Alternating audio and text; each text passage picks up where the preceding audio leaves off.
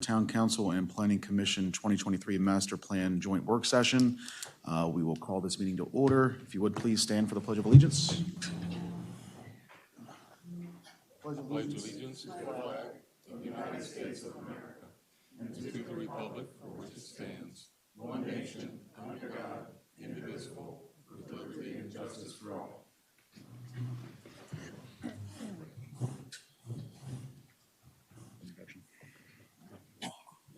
I'll turn it over to our mayor for the introduction for tonight. All right, this will be kind of short. We had our first workshop between the Planning Commission and the Town Council in October. That one went pretty good.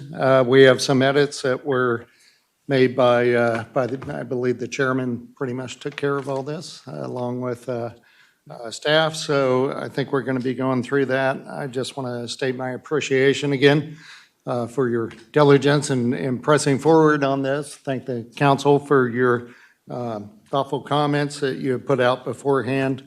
And other than that, hopefully we'll be able to make a lot of progress tonight. So that's really about all I got to say for this evening. So thank you. All right, thank you.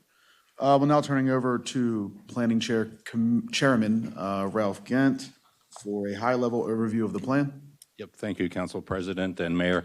In 5 minutes, I simply want to hit the high points of what we're doing here tonight and what led up to this evening. First, everyone should know and recognize that it is a state requirement for us to have a comprehensive master plan which spans a 10-year period. Our current 2013 to 2023 master plan will be replaced by our efforts tonight in building a 2023 to 2033 master plan. The master plan by state law is drafted by the Planning Commission and is adopted by the Town Council. Prior to adoption, the draft produced by the Planning Commission is reviewed and edited further in a joint workshop, which is our business tonight in our second workshop. And lastly, this draft master plan proposes a vision statement for what the town will look like and become in 2033, 10 years hence. Underpinning that vision are 5 goals and 26 specific objectives aligned to those goals.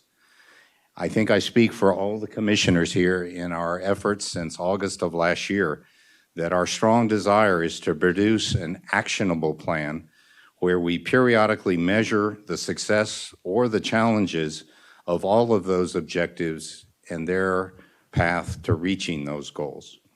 With that, thank you, Council President. All right, thank you. What we'll do now is we'll basically have an open discussion about the plan between the council and the Planning Commission. What I'd like to do is revisit the proposed edits that were made from the last meeting, both at the meeting and then subsequently submitted to Chairman Gant, who put together basically a red line version of what we all have in front of us now. So thoughts on just going page by page with this red line version, accepting or denying each subsequent edit. We'll get that out of the way, which will complete everything we talked about at the last meeting, and then we will discuss anything that's left over from there. Everybody good with that? Okay. All right, so we'll go to draft version 112024 with edits from workshop 1. We can start with... The only addition there is we're going to actually have to put in comprehensive master plan, so that'll change the title a little bit. So is everybody okay with that? Okay. Yeah, that's fine. All right, so it looks like we'll start page 9 on that copy. Just a quick correction from 6 to 5. Everybody good with that?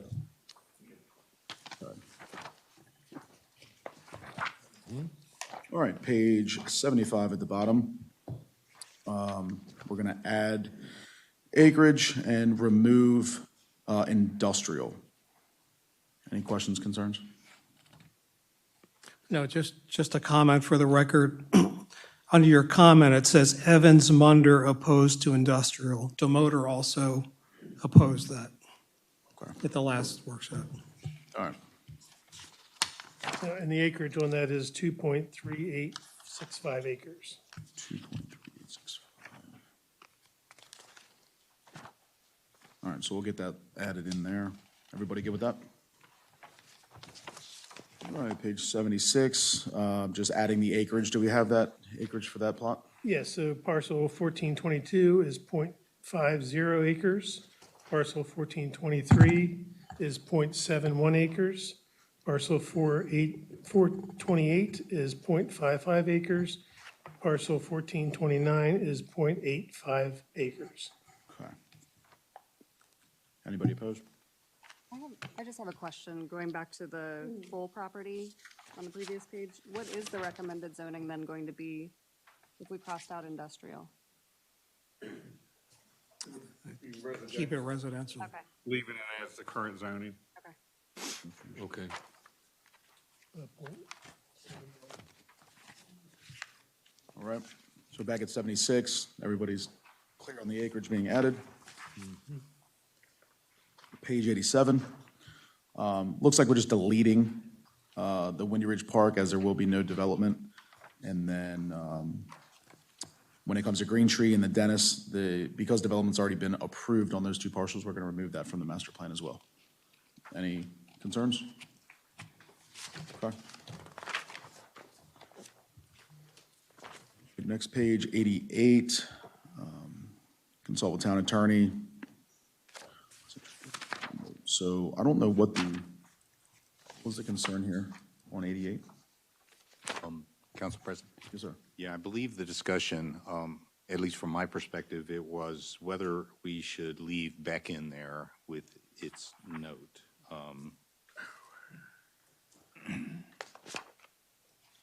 And that's projected water uses gallons per day, is what that 97,000 is talking about. Okay. Barney's unable to be with us this evening because he's under the weather. So I would defer to him with, if that number is accurate, Okay. based upon the acreage and the MXD density. Again, the population is also slated here. Dwelling unit yield is 476.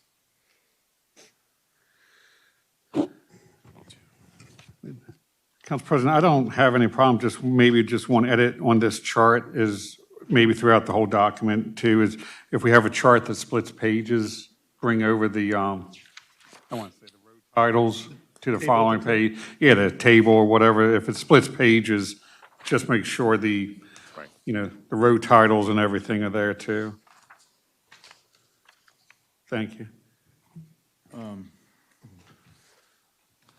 Yeah, I would probably defer to Barney on that as well.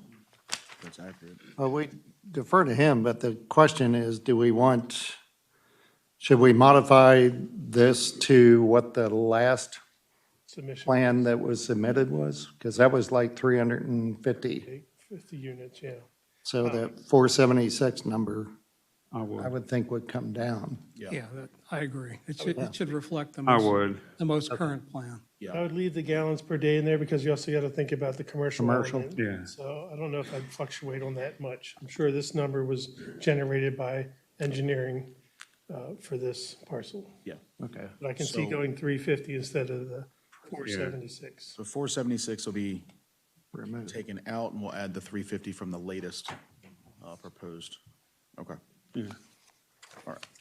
And if I sir. could, yeah, and again, along those lines, the only concern was we're using data from a disapproved plan to put into our 10-year plan, and that was the kind of question to the attorney. Is that in some view, would some people say, well, then we accepted that number of dwelling units Right. in calculating the water?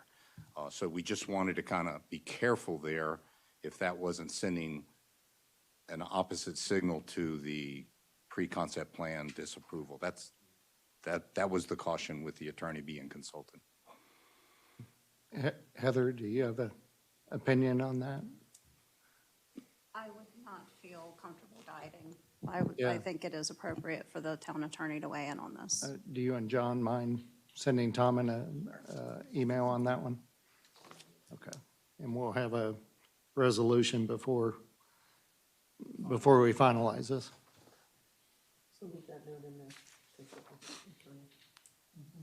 Okay. Yeah, I would think it's either one or the other, obviously. So we'll probably defer to what council says. Yeah, okay. All right. Next up will be page 90. Looks like we just moved around some words. Any questions, concerns on new edits on the red line? I think that reflects what our comments were. Okay. I'm good with those. Anybody opposed? All right. All right.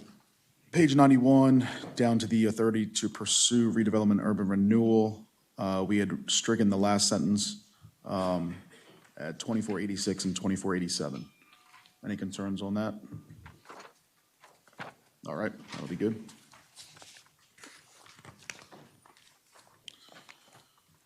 All right. So now, John, if you're good, I guess we can go and attack the Harrison LaShire property. It's next up on page 97. So we have in there that they should set aside land for a community center, whether it be a library, senior center, community center. Something I think that's, in my opinion, something that has to be in the master plan. Everybody in agreement with that? Okay.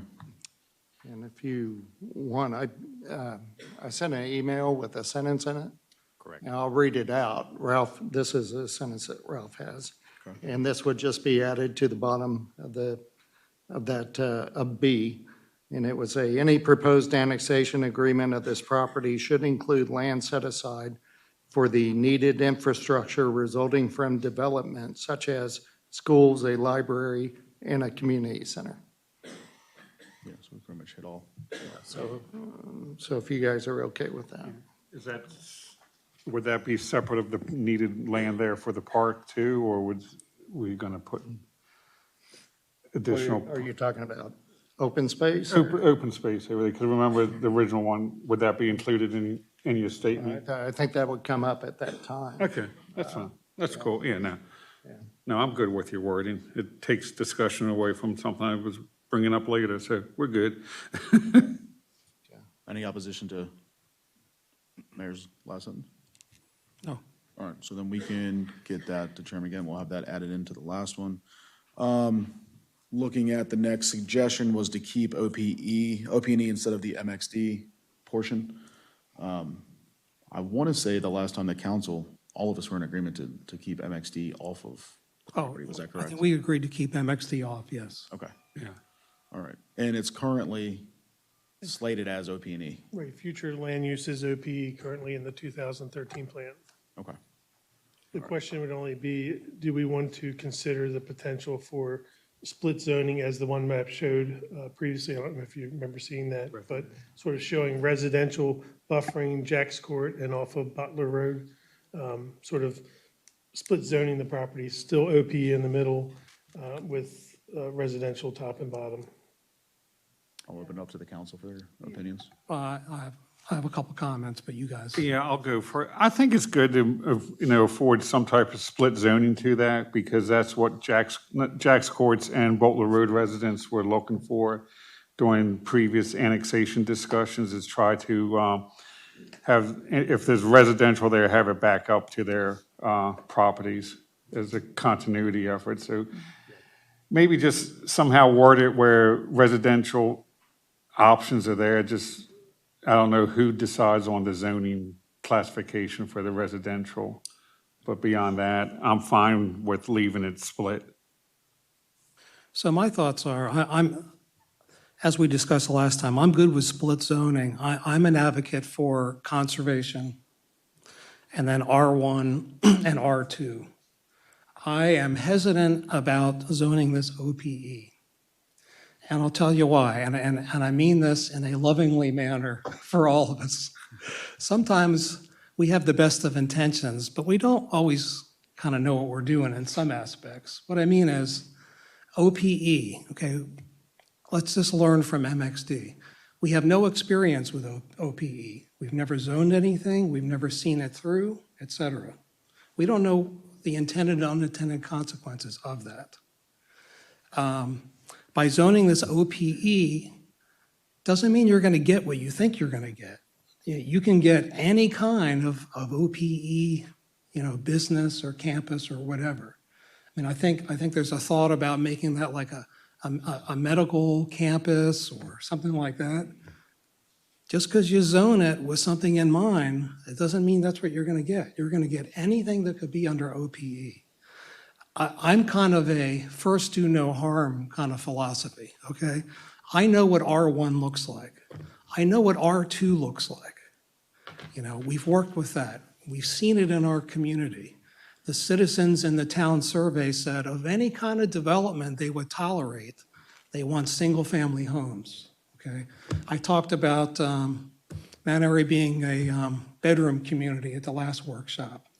People like Mount Airy because it is a bedroom community, and that has certain definitions. So I sense that others are going to want OPE. I am very hesitant about doing that. I'd rather zone it, something that I know, and I know what it's going to look like when it's done, than leave myself open to something that we have no experience with, and we don't know that we're going to get what we think we're going to get. So that's kind of where I'm at. Just have a question. But I think you started out, maybe I heard you wrong, you would be okay with a split zoning? Well, what do you mean by split zone? I mean, like, you have up against the east side of the property, Yeah.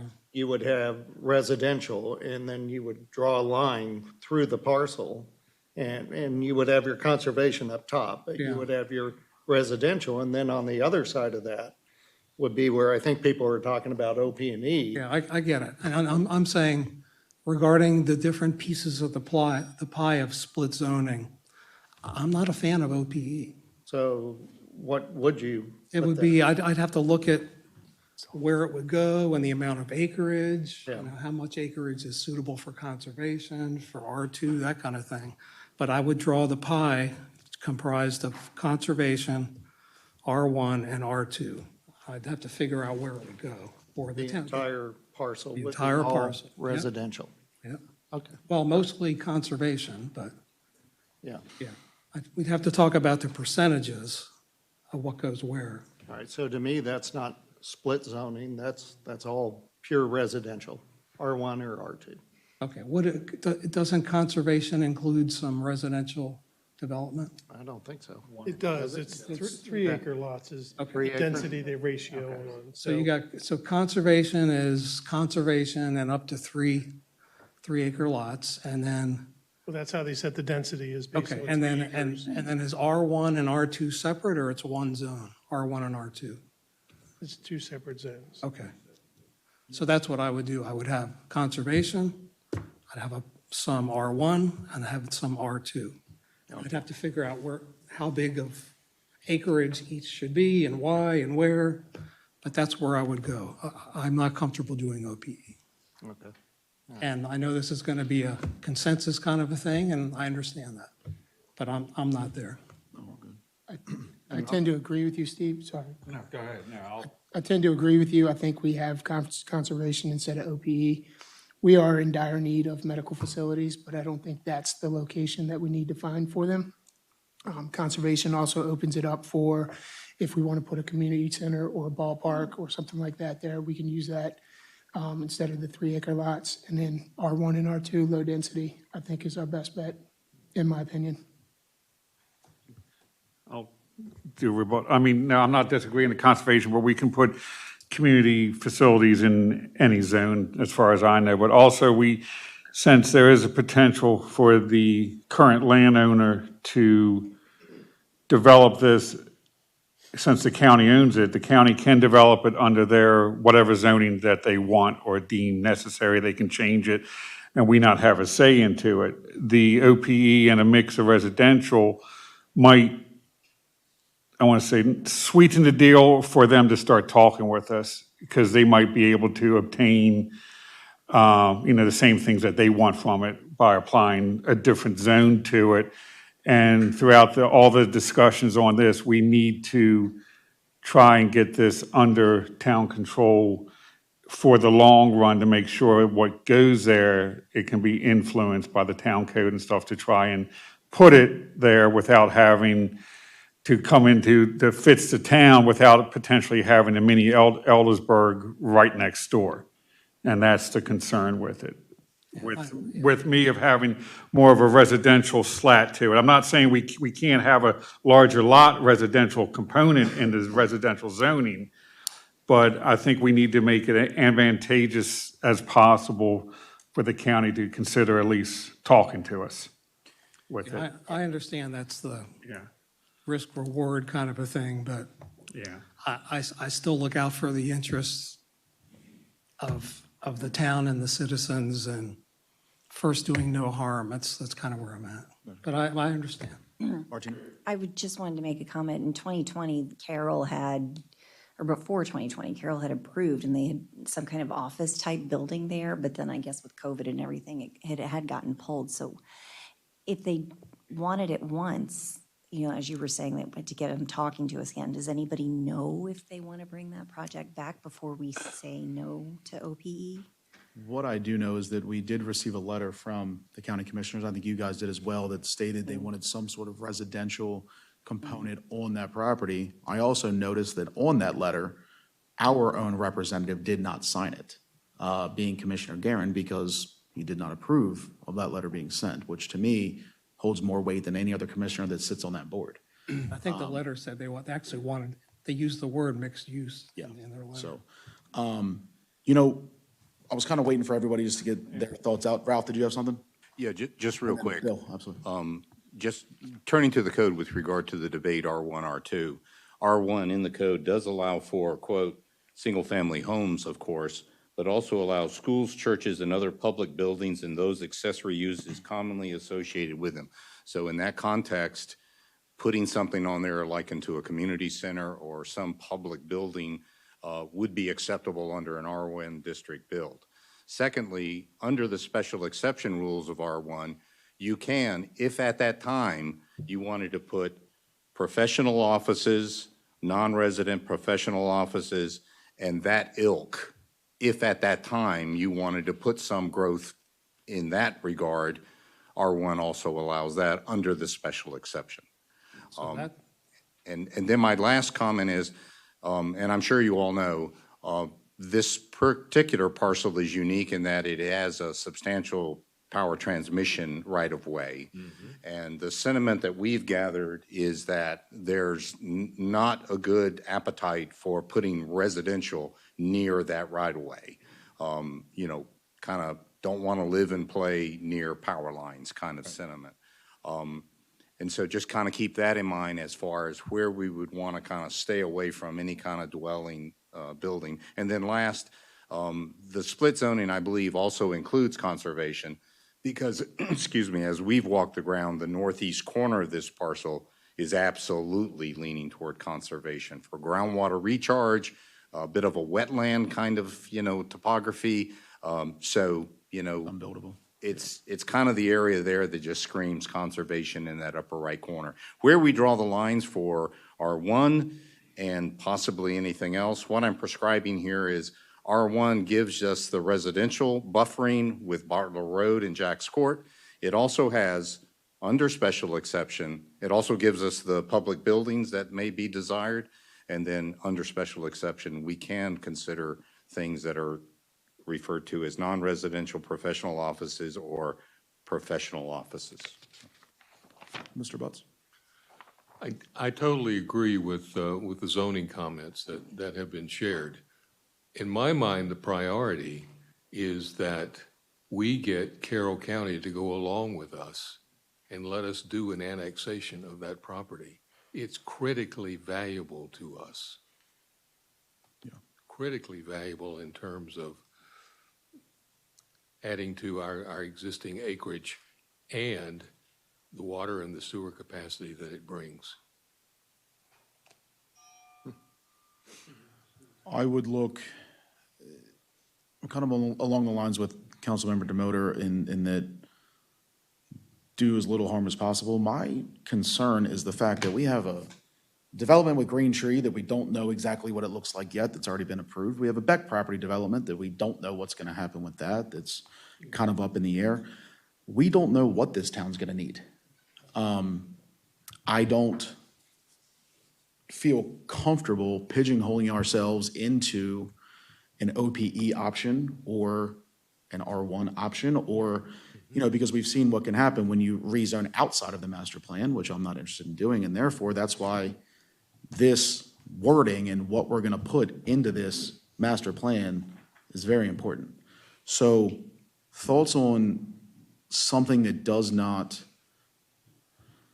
create such strict walls based on what this town might look like in the next 10 years if we do annex this property in. And I guess my thoughts are, I want to leave us options for what's going to go on this big parcel of land if we annex it, and Green Tree is already starting to be built, and who knows what's going to happen with the back property. So I would almost defer, are there any thoughts to not specifically having one, but saying it, Low-density residential. yeah, a low-density residential was just not, Residential is R1, R2, R3? R1, I would say R1 is your lowest density. Yeah, but doesn't low-density, Oh, yeah, low density is R1 and R2. okay, Medium density is R3, R5, and high density is R7. all right. Right. I thought Heather had a comment. And you're right, and I think that with the split zoning, you're running into an issue because if we're talking OPE and splitting that with residential, nobody wants to live next to that. The people on Boatler Road don't want to, and new residents probably wouldn't want to live next to an office park or whatever it's gonna be either, right? So I think it's just safer to stick with, it's zoned right now, isn't it like R40,000? It's a mix of agricultural and R40,000 in Right. Carroll County, and conservation, actually. Right, so you just kind of recommend that it stays the way it is. so with the options that we have at R1 that Chairman Gent relayed, it gets our concerns with a library, senior center, something like that. It also keeps us at the lowest density possible. And it fulfills the county's request of adding a residential type housing in there. My concern is the power lines. But my concern would also be, now you're gonna have power lines and an office park, concrete, big facility around those houses as well. Just to add in, what I thought I heard from Chairman Gent was, under a special exception, under the, was it conservation, or under the R1, you can have professional offices. So you may not have a medical campus or a surgery center, but there could be doctor's offices there, or very small scale surgery facilities. I think we have flexibility based on what I heard. If we go R1, I like conservation, like I said, conservation, R1, R2, or conservation in R1, or however you want to do it, but I want to stay away from OPE.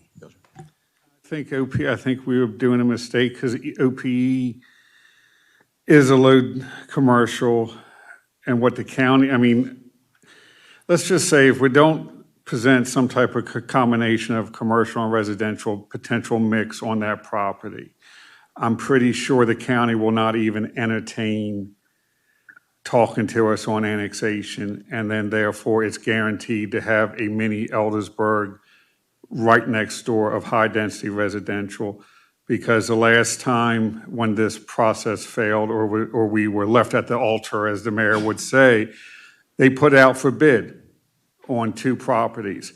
One was submitted by St. John's Property, another one was submitted by a local developer. It makes Beck property seem tame, is the best way to put it. The one by St. John's Property had a combination of commercial right on 27, 1 acre lots, and commercial and OPE, basically Eldersburg in miniature. The other proposal that was there was a 2,000 unit, approximately 2,000 unit leisure world with 3 to 4 story buildings and everything else. Hence, outside of our zoning and our development regulations. There is proven water for all that development. It's also been mentioned to me at various events that the county will probably not have a problem finding someone to come in and do the water and sewer system there, which means septic or some type of wastewater treatment plant. So the best thing is not to shoot ourselves in the foot by strictly saying we will only entertain a proposal there that has low-density residential. That will be probably a non-starter with the county. The county is looking to add housing and everything else and commercial. That spot is prime. 15 years ago, they were going to develop south of I-270. Luckily, that was stopped. But some of the county regulations can allow distribution centers there, other things that would be very and highly detrimental to this town, not allowed under OPE. And not to say Chairman Gann is wrong, but special exceptions are normally related to what type of businesses that could be allowed in that zone. I'm not that familiar right now. I don't have the code of what type of businesses could be allowed in an R1 zone. Normally, it's home-based businesses, it's residential-based businesses and things of that. Yet again, things that the county may not be interested in. Long story short, the county has been wanting access to I-70. They have 256 acres of uninterrupted land that they're chomping at the bit to get a hold of and develop. And if we don't have anything that they want for us to say, hey, we'll offer the annexation, come talk to us first, they're going to go ahead and sell that to the highest bidder. Can I ask? That's I'm afraid of, yes. Yeah, no, can I ask what was, when St. John's and the other local, why didn't they build on it? It was just RFPs for some reason. It was what the county wanted to put out, what could be built there, as RFPs for proposals. The mayor might be able to explain better. Yeah, they were moving forward, and it was November after I got elected that we brought all the county commissioners down here, and we basically put a big hurdle in front of them, and they stopped. So we kind of, I'll admit, we kicked the can at that point. I would say this, if I paint my way through a worst-case scenario, which I don't know if worse is the way to go with this, but if we were to zone this property as low density, because I think probably everybody in this room lives in an R2 development.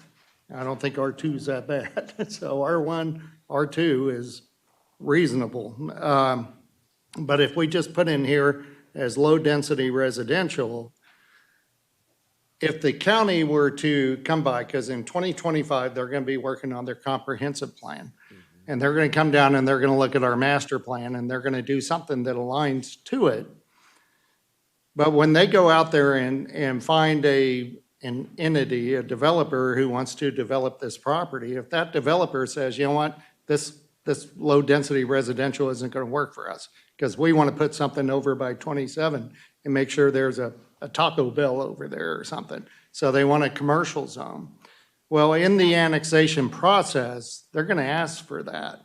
Now, our master plan doesn't allow for that, so they're going to have to submit for a waiver, and whatever council exists at that point would have to modify the master plan. Tell me if I'm misspeaking on this, Heather. But they're going to have to modify our master plan in order to get that incorporated. So if a developer brings in something that the existing council at that time desires, then they're going to modify this master plan. So if you really want to be safe, then residential is fine. Low-density residential is fine. But that doesn't assure us that 5 years from now, the county shows up with a developer who says, you know what, we'll go low-density residential over here, but we want conservation over here, and we want commercial over here, community commercial, or they may want OP&E. They may ask for MXD. I don't know what they're going to ask for. But at that point, there would be a process for them to approach the town and make a change through a waiver process.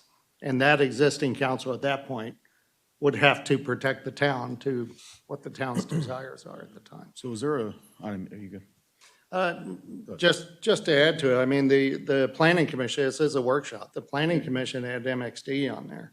So obviously, you guys had a feeling that you wanted something other than residential. So I just want to make sure they have a chance to, Yeah, absolutely. yeah. Sure. Yeah, so I think we touched on some of these points in the first workshop, but first point I would make is perhaps a process point, and that is MXD is the only districting where the council now weighs in at the front end of any development proposal. And so that had some degree of steerage with us looking at MXD because we know the history of Harrison-LaShire and we know the emotions and everybody wanted to get the right thing in there. And so part of that was deference to the council's ability to now weigh in on the pre-concept plan for that specific district. The second idea was that in looking across the current boundaries of the town, commercial infill is growing scarcer and scarcer. And so what we were looking at as far as providing that land as some opportunity for expanded commercial growth, whether it's community commercial, et cetera, MXD would allow for some of that. Third point, in deference to the residents on Butler Road and Jacks Point, we've already made this point before, MXD would allow a residential component to be adjacent to those existing county residents. The last point is then when we consider a districting where we have commercial and residential together, if we were to look at strictly an R district combined with a commercial district, it would violate some of our efforts here to try to buffer between the two with some zoning that's, of course, a good transition zoning, again, in respect to the residents that would buy those homes. MXD allows that commercial element to be coincident with residential without demanding a solution that speaks to buffering. So for those points, and because, and again, maybe I should say I speak just for me, I think you wanted the commission to look at the toolkit of what districting is available to make our recommendations. And so we tried to do that very objectively as to all those elements that I just identified in coming up, what's the best fit for some good districting of Harrison-LaShire. I acknowledge there's a lot of emotion on mixed use. Clearly, that's an understatement. But again, in trying to meet all of those things, respect for existing residential, giving the council some measure of control at the front end, et cetera, we put MXD down. Now, and also in fairness to my other commissioners, it wasn't a consensus on that. And so just as we're here thinking of what is the optimal districting, we had the very same discussions, council president and mayor, when we got down to Harrison-LaShire. Okay. Okay. And I open it to any other points I missed from the commissioners. Open space? Yeah, Control over the open space? right. And it's already been mentioned, but, there is a challenge with just the actual geography in those power transmission lines. Could we do the commercial component of an MXD that is closer to that right-of-way, and we can move the residential, further back? And could we tie that in somehow to the open space that's north of that right-of-way, if you know where I'm talking about? Yeah. The majority of that parcel is south of that power line, east-west transit. Yeah. So, could we come up with a split zoning that, as already mentioned, gives us good conservation, water recharge in the northeast corner, some commercial opportunity for the growth of commercial enterprises within the town. And we would probably like to see that element accessible directly from 27, so commercial aspects don't go through, travelers don't go through a residential to get to whatever comprises that possible infill. You all understand that. Yeah. We're just limited with what we have in the code, so it's difficult to there's lots of elements from all of the different tools that we have that we could probably put together in the future once we've learned all our lessons from this. But, yeah. Yeah, I would like to see it R1, just because of the element of the special exceptions. Plus, we are thinking about 27. It's already backed up. We're 5th on the list for expansion of 27. That brings more traffic. If we're talking about big campuses or those type of things, you have to think about 27, and it's not developed to handle that amount of commercial. So if we're talking OPE, you're really putting a strain on our infrastructure with 27. I actually just did a quick search, and Google tells me that office parks in Maryland and other areas are becoming obsolete due to remote work, younger workers, macroeconomic headwinds like, the economy, and corporate migration. So Yeah. probably not realistic. And if I can roll in on Heather's comment there, and John, I think you'll validate this. As we go into the state conferences and talk to other planners in other communities, Heather's comment is absolutely on spot with these other communities. And maybe it's unfair, but I think it's kind of the post-COVID reality. Yeah. The brick and mortar kind of structure that comprises, strip office parks and that sort of thing we've adjusted away from that work environment. Services are still needed, but that kind of model, I think, is kind of fading, as she says. Which is why we focused on medical too, because you can't, surgery think, centers, that kind of thing. I think what I'm gonna do real quick, just so we don't waste ourselves in here.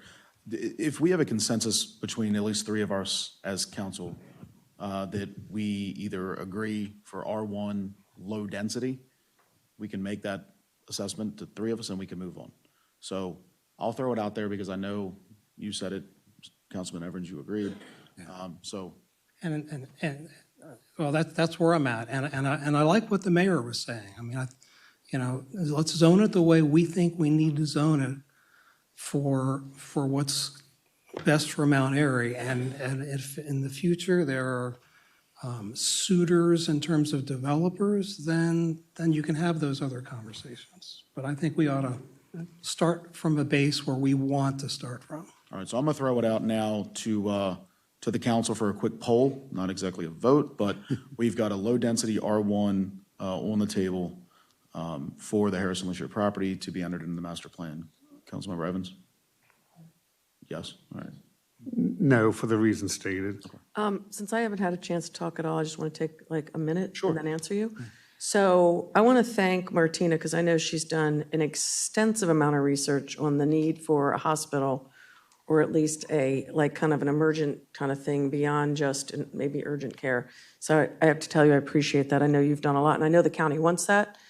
But hearing everybody tonight and listening to the mayor and everybody else, I agree with, especially thank you, Ralph, for pulling that out of the code, that if we go low-density residential, we still have the opportunity to have doctor's offices. I don't know if you guys know, I work in senior living, and the population is aging, guys, and the need for these services is gonna, people are living longer, so it's gonna be needed, and the county is going to be looking for places to get it over here. So I have to agree with what my other council members have said, and I appreciate all the work you guys did in having your conversations like we're having tonight. So thank you. I just didn't want to negate and forget about how much work she did do offhand to, find out that the population is aging and it's needed and it's going to be needed. So if R1 gives us the ability to then have those special exceptions where we're going to need doctors, hate to break it to you guys, in 10, 15, 20 years, we're all going to need it. Okay, so some earlier than others. So thank you, Ralph, for pointing that out, because I think that's our best option to not pigeonhole ourselves into something that we don't need. And I'm going back to something that the council president said last time. We need to stick with what we know we need. I don't know if you remember he said that, but I wrote it down because it really stuck with me. We need to stick with what we know we need. And I can tell you right now, we're going to need that. So I'm a yes. And I'm a yes. And again, that's going to include conservation. And within conservation, that also allows for recreational facilities. Is that correct? Not in wetlands. Oh, certainly not in wetlands. Not in wetlands, but, you like can a zone it. regional park. Yeah. Yeah. So that's what I'm looking for, is the recreational opportunities and R1. And I only said not in wetlands because on my notes of the map, it says, my notes, I think the planner, that it's primarily wetlands up in that conservation area, so. So I just want to make sure, because I'm I hearing was looking like he's about to drop a bomb. No, just contradictions. I'm hearing R1, and I'm hearing conservation. It sounded like we were going with R1 for the whole parcel. which I think is acceptable. Yeah. I think limiting to conservation is not going to be palatable to the county. Well, because we know we can't do anything with the wetlands up in that Right. conservation That's corner, gonna be so buffers R1, anyway. Yeah. don't you think? I mean, if I can, I'll throw in one pitch as the mayor, and I do think that you need to include R2 in there. I think if you're just going to go R1, I do think that like I said, just about all of us live in R2 districts. Half-acre homes are reasonable, Well, and then we so should just call it R2.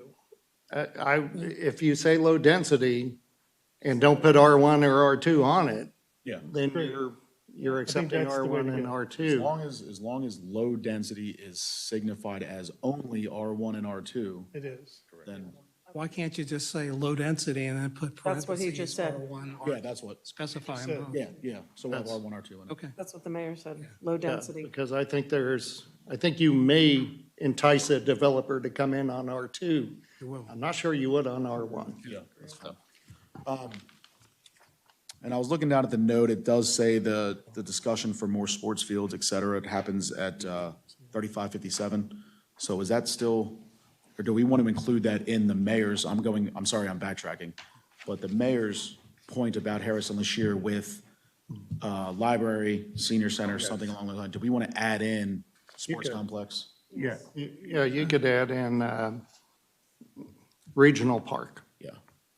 So it would be schools, a library, a community center, a regional park. Yeah, I was throwing out ideas, I just want to make sure that that's. No, that's good, because even, whatever happens with the decision, it at least shows the county, if they don't decide to annex out, it's important for us to have, that public space there.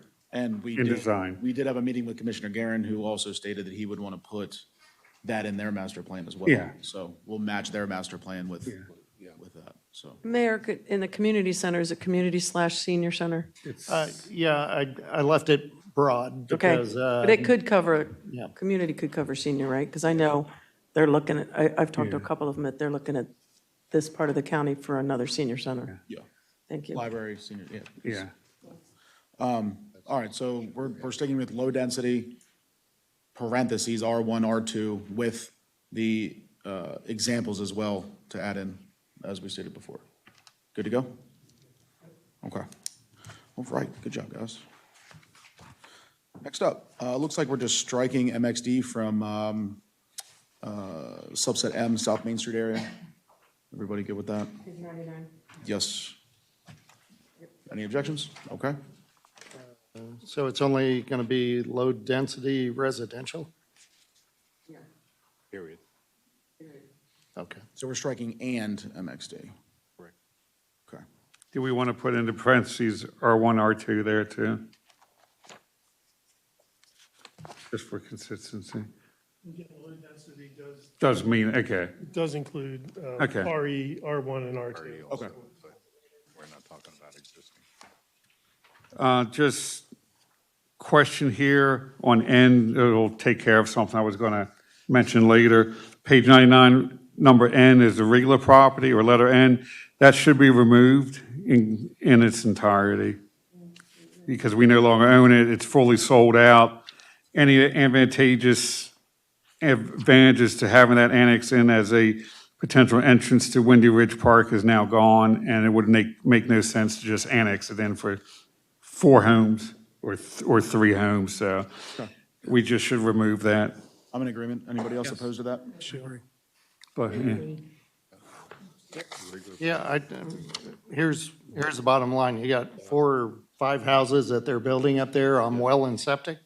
So even if we wanted to annex them in, we'd have to put them on town water, town sewer. And they're not going to do that when they're up there building $1-million homes. So Rigler is dead. All right, so we'll strike N out. All right, thank you, Carl. yeah, thank you. Just, Going to page 111, looks like we're changing the word to minor instead of intermediate on Maryland 27. Everybody good with that? Any oppositions? All right, hearing none. And then we have Councilmember Demoter's edits down at the bottom in red. Could just please read them. Let me know if you have any oppositions.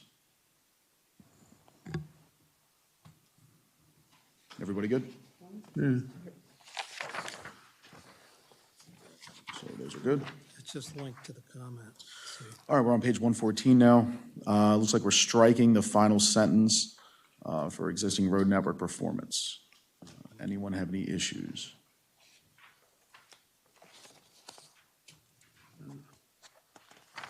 Hearing none, we can move on. You good, Carl? Page 118, removing the sentence that starts at 3138 down to 3140.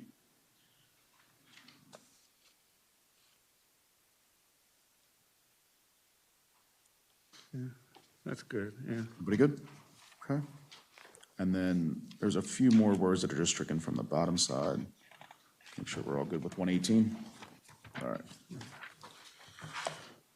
And I do remember in chapter 6, the transportation, we started talking about complete streets and green streets. So these are actually, Councilmember DeMeyer, I'll let you take a lead on this. Okay, so everybody did what they said they were going to do, which is great, and I appreciate it. And I think Carl had some suggestions about a definition, and I had some suggestions. And let me give you a path forward on this. So looking at the length of all this text, that's quite an amount of dense text, and it's a lot of text in comparison with the other subsections in the transportation section. So on retrospect, I don't think we need these long definitions for either one of these. But what I would like to do is, if you go to my comment set number 2 that I handed out to you, and go to my first comment, number 1. This is regarding lines 32, 34, 32, 35. What I'm suggesting we do is leave the text that's currently on page 120 and 121. And then, if you look at the top of page 121, line 32, 35, okay, I'll get right to it here.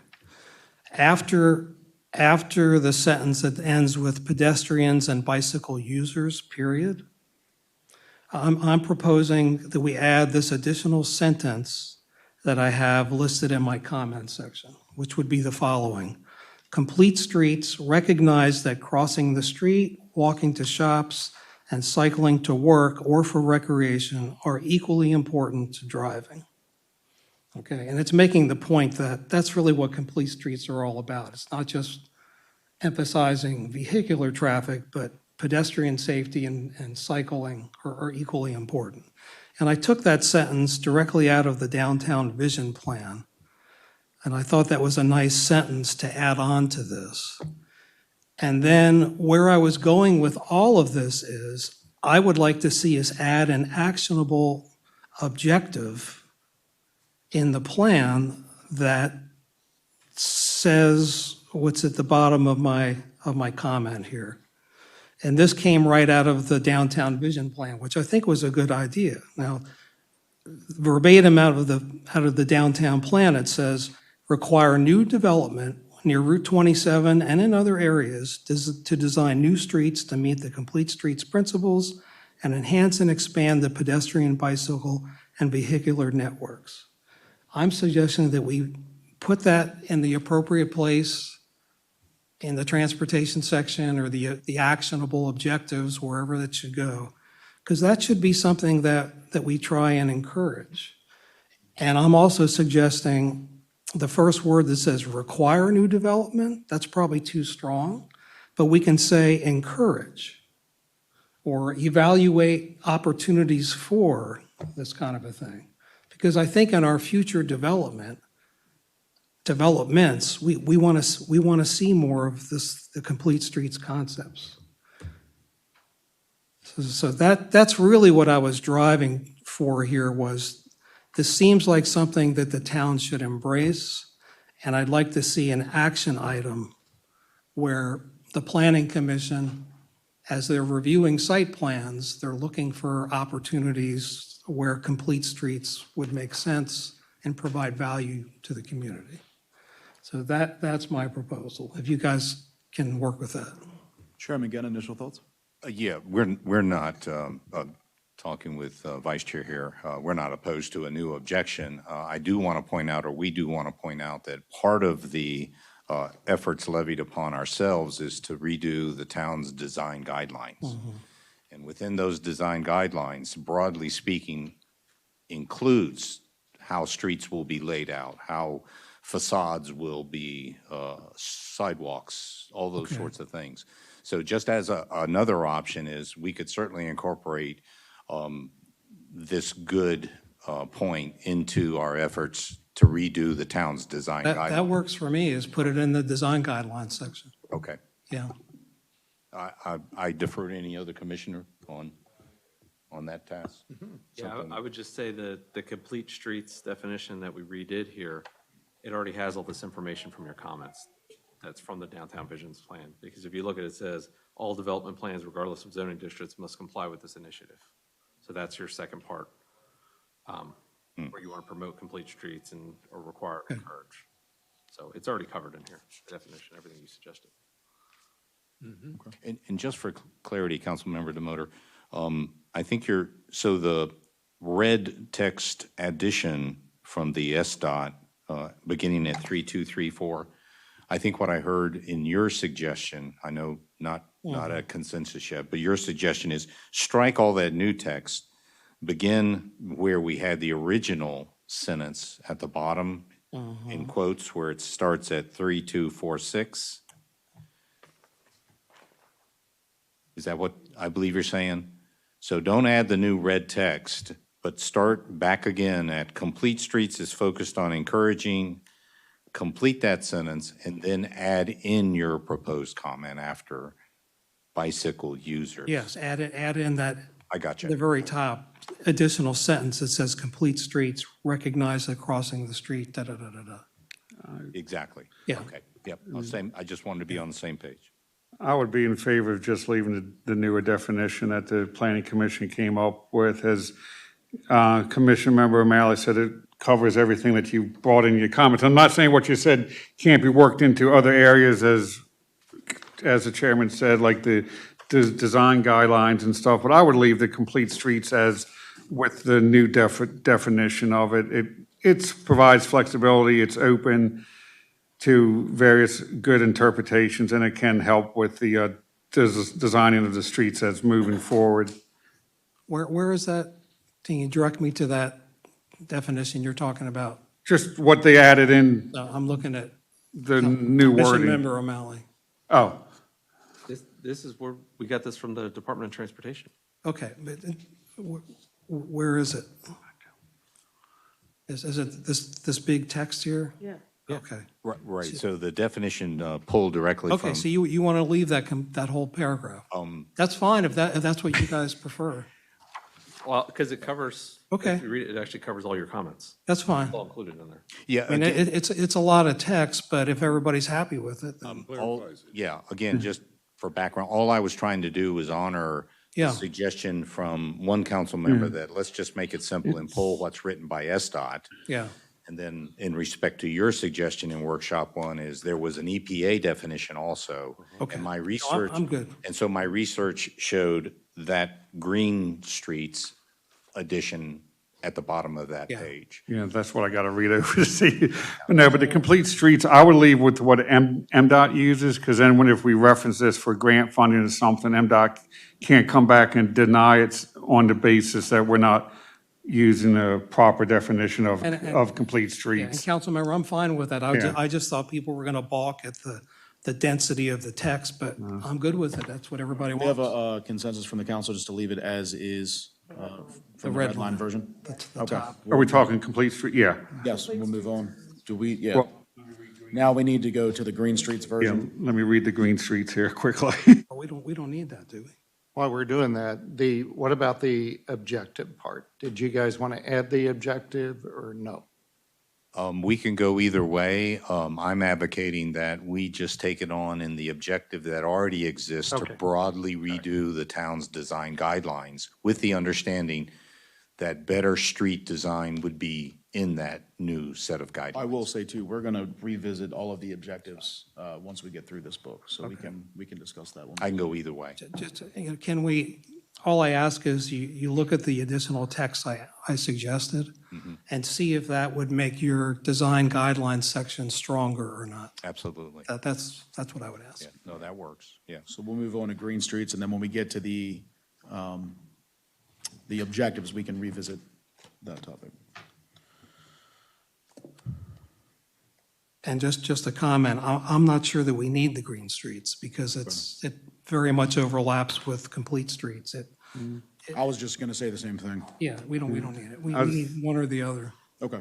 I would say if we want the green streets, which does make good sense in stormwater management practices and stuff, try and work it into the design guidelines or an area that, My mind. yeah, because I think, I mean, it's good to have it. It will help with us because stormwater management regs are going to get tighter as time goes on, but probably work into the design guidelines on the streets and parking lots and to work on it. Absolutely. Barney educates us every time on impervious surfaces, so.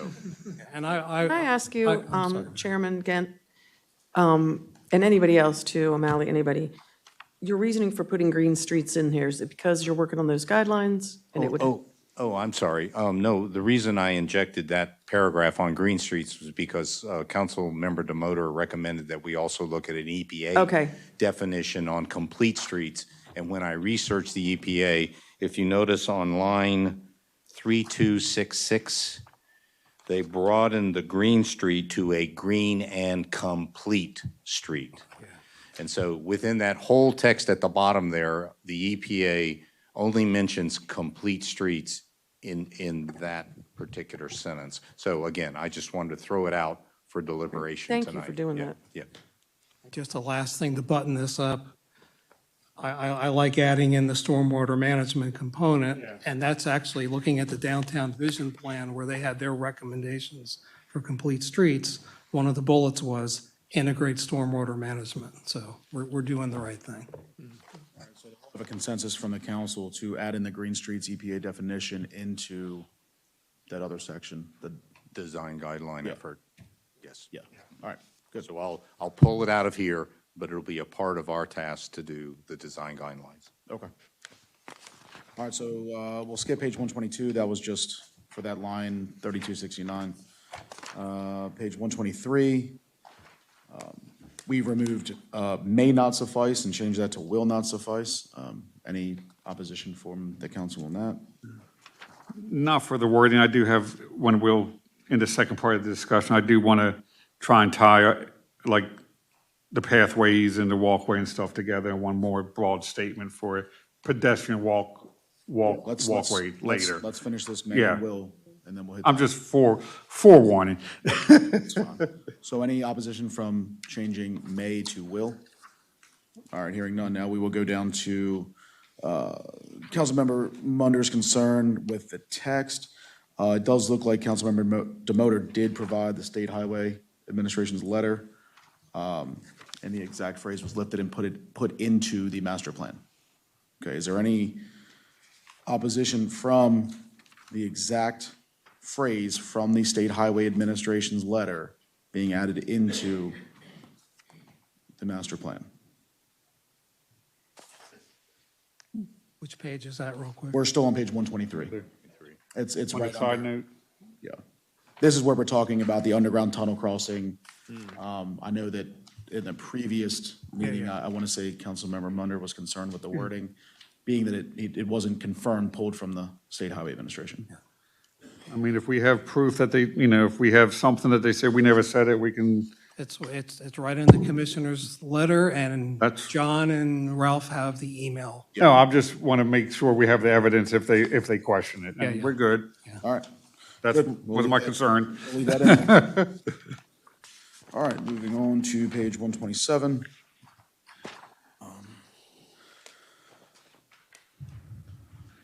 Was this a new objective, or was this, yeah, this new objective, never mind. So a quick background while you read that. So this was a part of our first workshop deliberation where Barney agreed that if we are going to speak in the Chapter 6 text about the need for a network model to help improve our street design, then we ought to make it an objective. Yeah. And so he agreed to become the owner of that. I worked with him to basically put some meat on that bone. So it now becomes our 26th objective. It is a new objective. So I'll lean towards the mayor and towards our town administrator. Are we comfortable with that, as you are the oversight of town staff, et cetera? I mean, Barney was comfortable with it, so. Okay. We are. Okay. Any council opposition on this? If they, All right, the hearing town none, engineer thinks we can do it, I'm good. All right. Moving on to 128. This was just a corrected spelling thing. I think we're all good with that. Page 132. So this is where, And I captured some words from the mayor with regard to making that align with our previous discussion for schools, library, community center, and regional parks. okay. So we'll be adding that. Okay, perfect. Good. Okay. All right. Any opposition on that for page 132? All right, hearing none. Good job. What time is it? 8? Not bad. All right.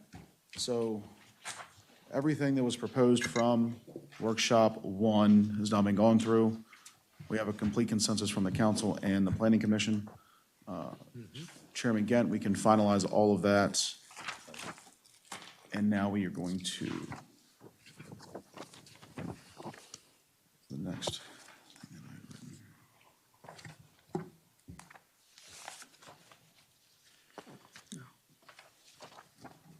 I had an order written in my email. I just need to find. And again, while I'm looking for this, I'll ask you, do you have the next step that you'd like to start for review? If we're satisfied with the two major items in Chapter 5 municipal growth, then the only other item to consider would be us to talk about Chapter 4's rezoning and redevelopment properties. We started that in the first workshop. I didn't copy any strong emotions about what was provided on those rezonings and redevelopment. There was a bit of discussion about using the redevelopment authority, and there's going to have to be some work done prior to the council exercising that authority, establishing criteria for what becomes a, let me use the term, failed property or, parcel in need of redevelopment and improvement. I think everybody understands all that is necessary front-end work prior to exercising the authority. But what we wanted to do was talk about, in that Chapter 4, the rezoning candidates, and since this new authority is now available to the council, some candidates that could be considered for redevelopment. Yeah. I just had some, I think, oh, sorry, am I? No, no, you're- Okay, I just wasn't sure, I didn't mean to, does anyone I'm else? trying to find my objective here. Oh, no problem. Does anyone else on the planning commission have comments or anything on Chapter 4? Because I did have, we can go through it when we go through my list, or I can try and pull it together right now with Chapter 4. I did have a suggestion on some of the rezoning properties, just to get your thoughts on something.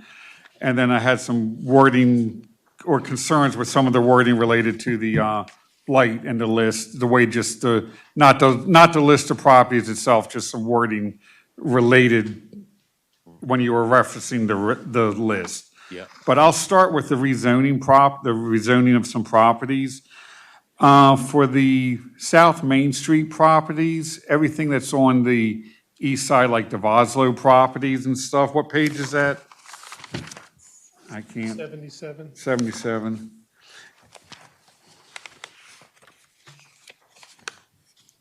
Yeah, properties 1 through 6, because since number 7 is a town property, did you ever consider, instead of community commercial, some type of potential like, I want to say, just throw it out there, like MXD or something for that, make that one big MXD property. I'm thinking more of to allow some type of residential aspect to that property, mainly due to the fact that, for the workers and things of that nature that work at McDonald's and things of that, and Walmart and things of that, there's no housing down on that end of town that's rental or anything for them to use and have walkability to their places of employment. Because right now, I see the workers that are working, like, I'm presuming they're working in, Five Guys and Chipotle and stuff, walking down Main Street and things like that. I'm just thinking of, that's about the only area that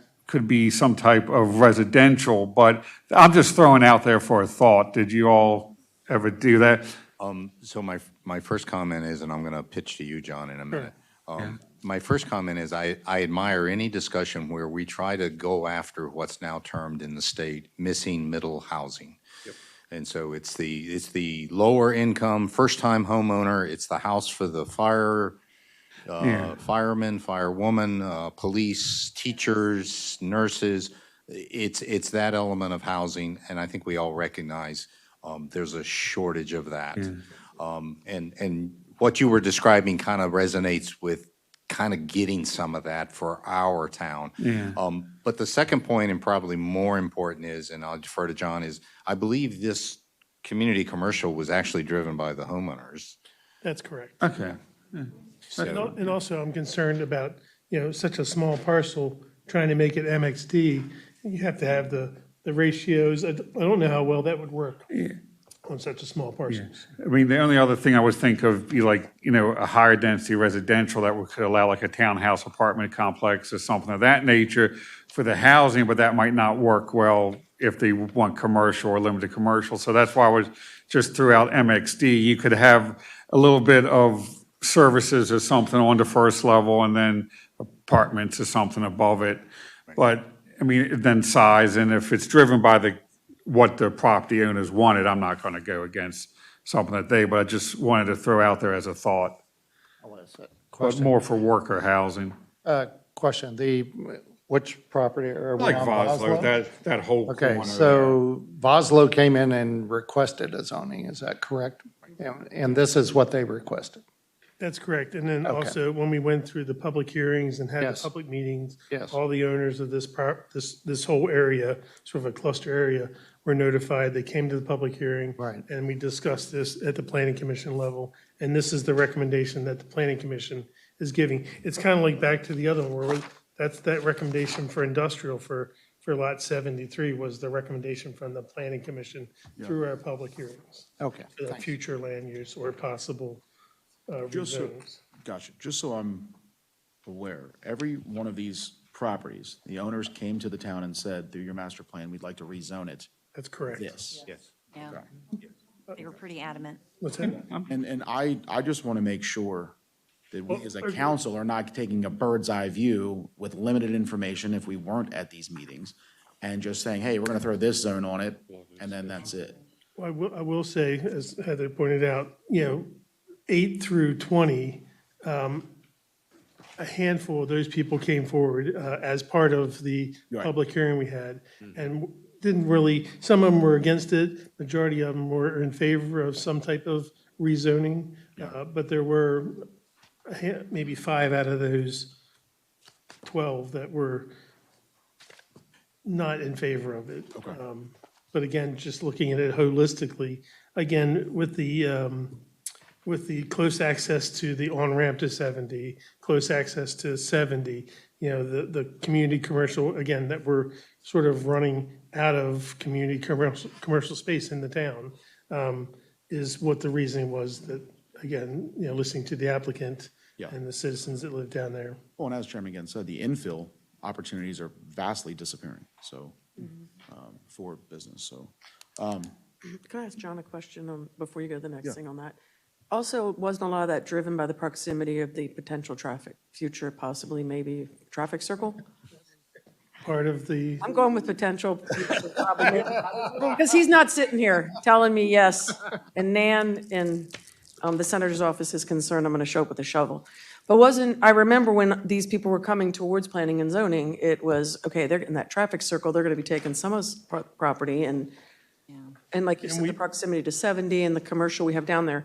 And just to address Councilman Munder, I'm glad you said that. However, I do know that a lot of the people that work in our businesses, the frontline service workers, there are rental properties around downtown Mount Airy. There's one on my street that Frank Iliano has and a couple other people have that they have for their workers to live in. So I do know that we've got it. They don't own it, but they've got the, the rental.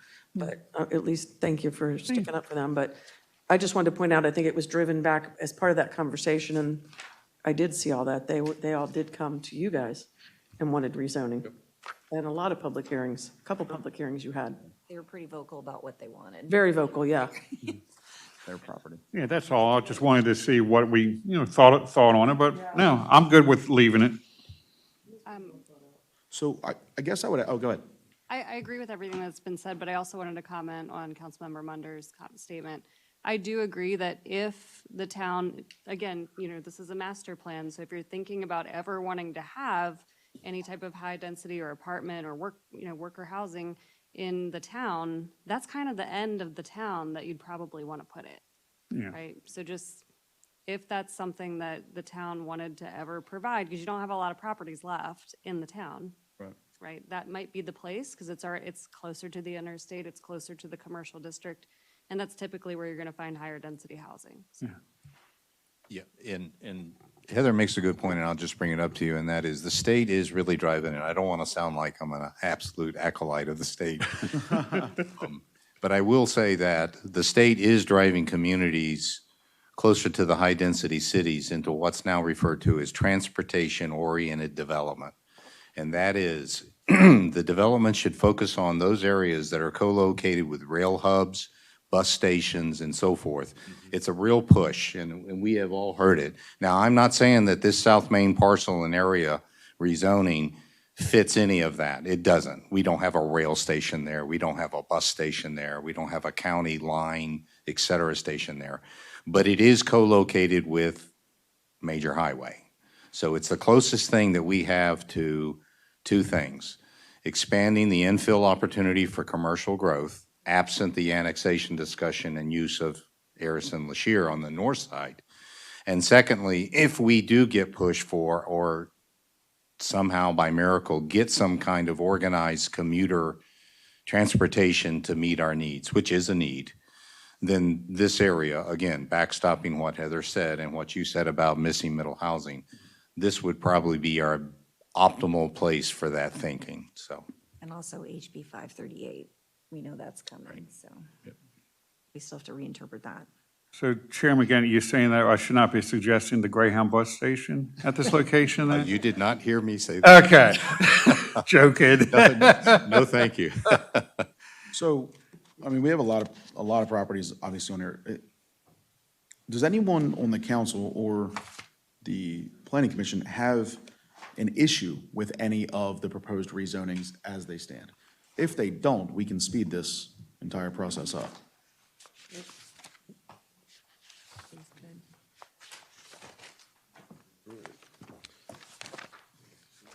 Give you like one more minute to take a look. Only thing I would say is, I still think on page 75, we should at least give some recommended zoning. I think industrial is the right zoning for that parcel. I'm not sure, because of the size of it. We're gonna have one parcel that's 2.5 acres, and it's gonna have one single house on it. It seems inappropriate, in my opinion. I feel like that should stay industrial. We're talking partial 0339? Yes. Okay. Again, this was a leftover parcel from the Brittany Manor subdivision. They had lost a lot of density because of open space, I think, requirements that came in. I think they lost 30 or 40 homes there. And this was a part of the remaining portion of that subdivision. So this is, and again, we're running out of industrial lots that are currently available for construction. And Backacre Circle is the prime location for industrial. So I don't see why Mr. Munder, Councilmember Munder, is against having that be industrial.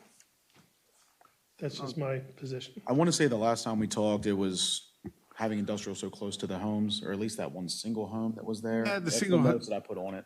sorry, I think the single home is supposed to be a park. I think it'd just be nicer to leave it as a residentially zoned parcel. Provides more open space back in that corner of the land and things of that nature. And two other council members agreed with me. I think we just already voted on that one to leave it. So I'm happy with leaving it as residential currently for that. They can always come in and say we did a mistake if they want to. But I believe we have a little park going in there. It's open space, it's stormwater, it's open space behind it. So leave it as a residential zone would make better sense.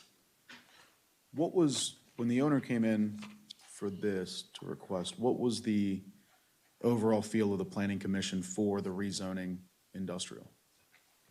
If you, I don't mean to put you on the spot, I'm just wondering. They were in favor of the industrial, that's why it's. Right, I'm just wondering the reasons for it, because I'm hearing one reason, or the council's hearing Councilmember Munder's reasons for being so close to the home. Was there any opposition from Brittany Manor? Was there any opposition from the home that's on the property? No, I think it was just map consistency. Do we know what the owner maybe proposed would go there? Not that they have to show it, but. Well, flex industrial, so it could be, another, Body shop. could be a body shop, could be, priority install, could be an expansion of, M&M Welding has bought another property over there and expanded their business. So again, it still brings jobs into the community, but that's for you guys to decide. Well, that's why I was looking towards the planning commission. I mean, just to see what your thoughts were on it. Yeah, so my thought would be, the rezoning proposed does create the discomfort with our effort across all rezonings to make sure that we do proper buffering between existing residential and any other higher density or higher activity land use, such as, industrial or commercial. But we didn't get any opposition from Brittany Manor on that. We didn't get any residents that were opposed to that parcel being rezoned. And again, in the sense of, continuing to provide more land use, industrial land use opportunity for the town, I didn't oppose it. Any other commissioner comments? It didn't seem like too controversial of a decision. Okay. at the time. Yeah. And, just made the map more consistent and Now, let me ask you this, John, first time in a master plan process. With it having a recommended zoning in the master plan, what's the process of it actually getting rezoned? That'll be, again, when this is adopted, then this will come back, individual items will come back in front of you for final recommendation. Okay. So it's not necessarily like it's a slam dunk, it's gonna happen just Right, because so there'll be it's. another public hearing. Everybody in the adjoining property owners will be notified, the property will be signed. Get to weigh in. It'll be an opportunity for them to have their last bite at the apple before it's rezoned. Okay. So I feel like we should leave something in there, and It's the recommendation, so. but again. I try to be feel impartial. like we need, so, all right, We have 3 council members that didn't want it to be industrial. I think some of the questions probably weren't asked that were asked tonight. I had a few written down on this. Knowing that we have another chance to actually have an open hearing with the community to come to then, I feel a little different, honestly, of denying the property owner a right to have opposition show up at a public hearing or a council meeting, and just denying it at this current time from even happening over the next 10 years. So we do have the ability to deny based on more information given to us in the future, more information given to us from the residents. I think I'm gonna throw it on the table, we leave the recommended zoning in, and if the owner comes, it's going to be thoroughly vetted before we just throw it out based on assumptions. Again, it's just like all these items, these were all ran through the gambit for public hearings, notifications, signage, and this recommendations on all of these parcels were from the planning commission. Right. But then we'll have to go through that whole process again, but it'll come Exactly. across our table That's correct. this time. Okay, and I just want to make sure I'm Yep. correct on that. So I'll throw it on the table. Go ahead. Yeah, and just said differently, any of these rezonings don't lock in the proposed rezoning. Right. All it locks in is it locks in the process to begin. Right. So because it's in the master plan now, it initiates that particular request. It's a possibility. Right. Yeah. And then through that process, it can be denied, discussed, public hearing, et cetera. Yeah. So I'll throw it on the table that maybe we leave the recommended zoning in and go through the process, in which time we can then approve, deny based on more information given to us. I mean, I'd be in a great, not that I have a vote at the table, but I agree with leaving it as recommended industrial. So, Well, and I agree with Council President that now that we've asked the right questions, it gives the public another chance, and it gives us a chance to have it come before us, to hear what they're, as you said before, with the other rezone, hear what they have to say. So I agree with the Council President that I think we leave in the recommendation. It's not a slam dunk, it's a recommendation to start the process. Councilmember Evans? Yeah, I agree as well. I'd also like to get some more research on the property and look at it and, go out and take a look at exactly what would go there and get some more input from the citizens, to be honest with you. Yeah, that's what I said, we can go out and ask, I was going to request John or someone in the planning, when this comes back before the council, because I know it's a little bit outside of our normal that we would notify any direct residents next to it within Brittany Manor, because they don't directly adjoin. Could we at least, I want to say notify the people on Brittany Manor that look that way? Sure. Just as a common courtesy, Parcel that's facing that direction. yeah, on Brittany, on whatever road that loops around, because that way, at least Brittany Manor residents are aware of it. They can spread the word in there, because under current regs, like, nobody in Brittany Manor would have to be legally notified That is correct. that that's coming up, because they don't directly adjoin. Adjoining property is someone outside the county, an industrial land, and whoever owns the stormwater management or the open space. Which is the HOA. Yeah. You would think that HOA would then send out a notification, but. Yeah. And again, the non-citizen of Mount Airy was notified as well. Yeah. So, So we have consensus from the council. We have three. We're going to leave it industrial. At this time, And relook at let's it. take a 10-minute break, if you guys are good with it. We have it in the agenda from 8 to 8:15. We're about 5 minutes early, but I feel like we're at a good stopping point. And we'll just reconvene at 8:05. Everybody good with that? Yeah. All right, thank you.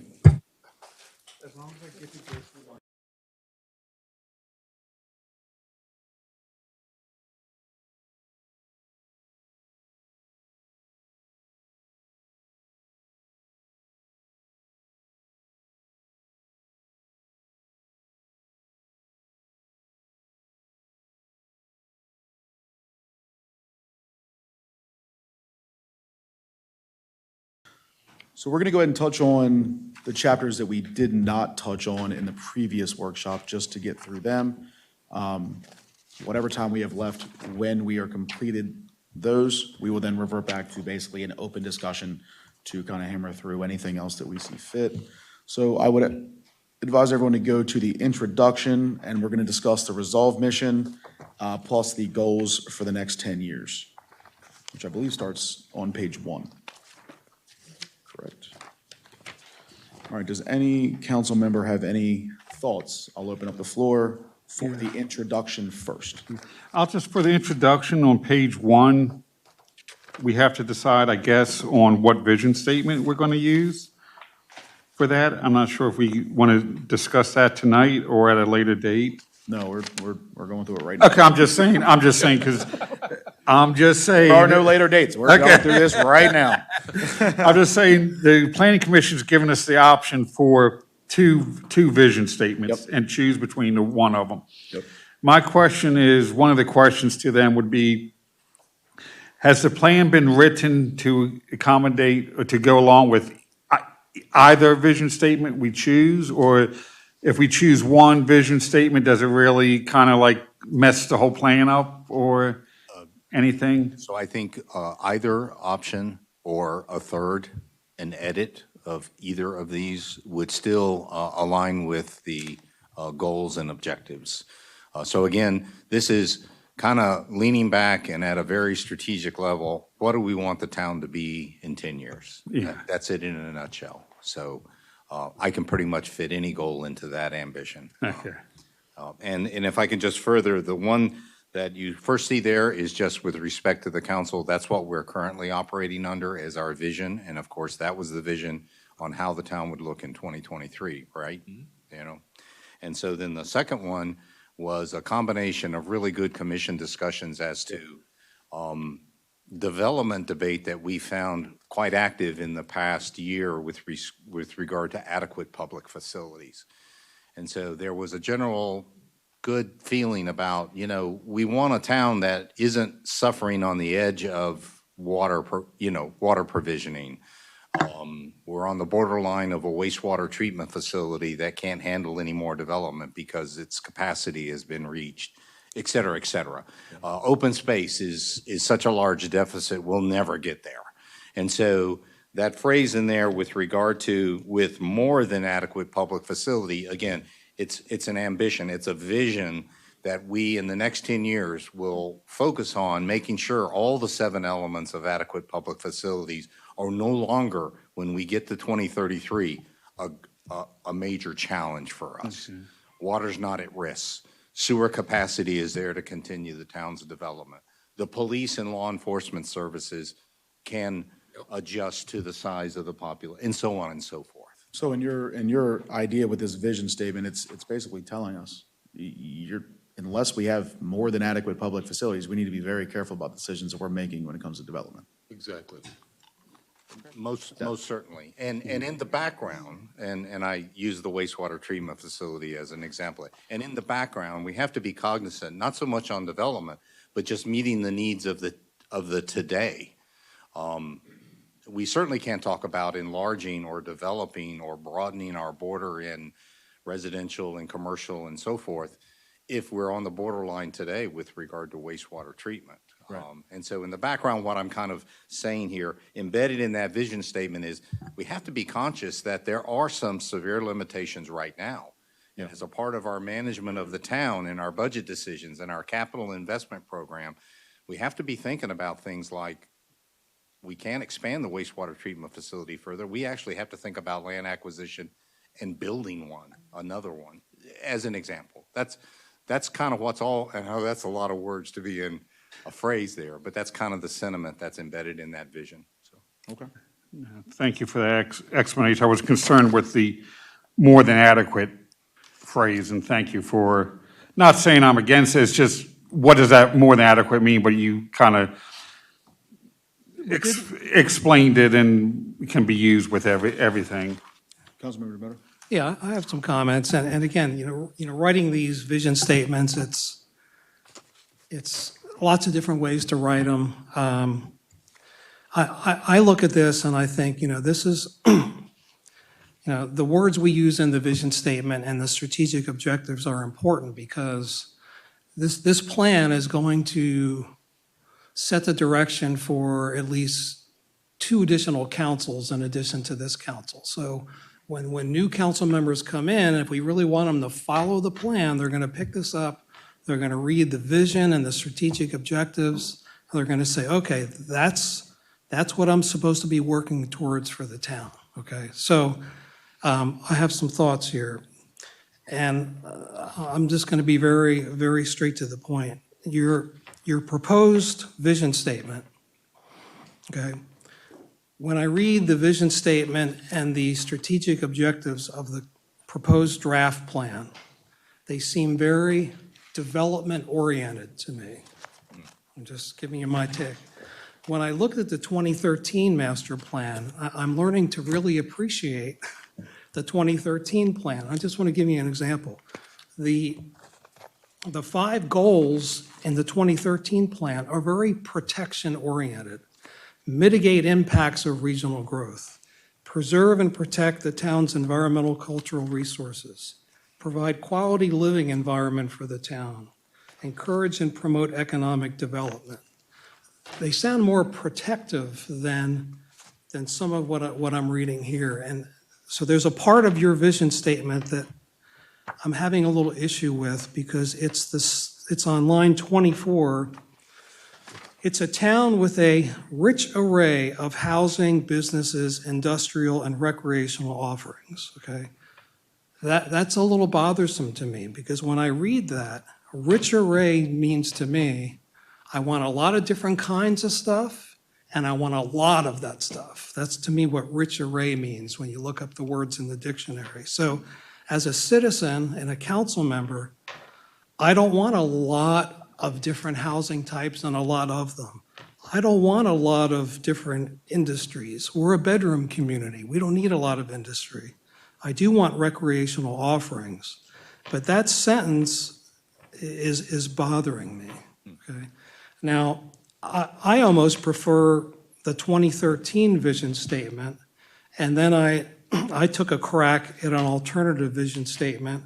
So if you look at the handout I just gave you with my comment set number 2, and if you look at my comment number 2, and I talk about alternative vision statements, and I'm kind of preferring my option number 2.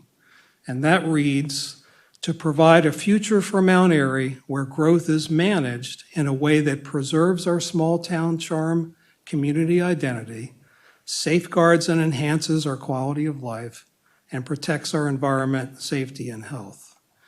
That doesn't talk about what kind of development I want, how much I want, how little I want. It says, this is the vision that I want. I want to keep my small town charm identity.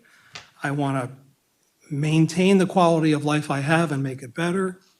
And I want to protect not just the environment, but I do think we need to get the words safety and health in this document more, because as we've learned, we have PFAS contamination, we have public health issues that have come up, and we need to be protective of those. So I don't know whether there's a way to massage your proposed vision statement, or how people would feel about going back to something more similar to the 2013 vision statement, which my option kind of does that. It's more consistent with what was in the 2013 plan. Then I have comments about the strategic objectives, but I don't want to go there yet. Yeah, no, I we're want going to to stick with this. Thank you. So those are my thoughts.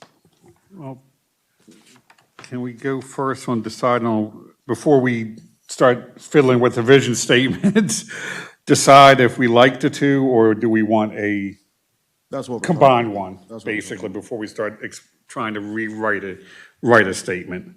Yeah, and I'm a little confused with your statement about how when we wrote this, it was a long conversation about this, and this says it's a town with a rich array. It's not a town of we want to have more. It just says that that's kind of what we have already.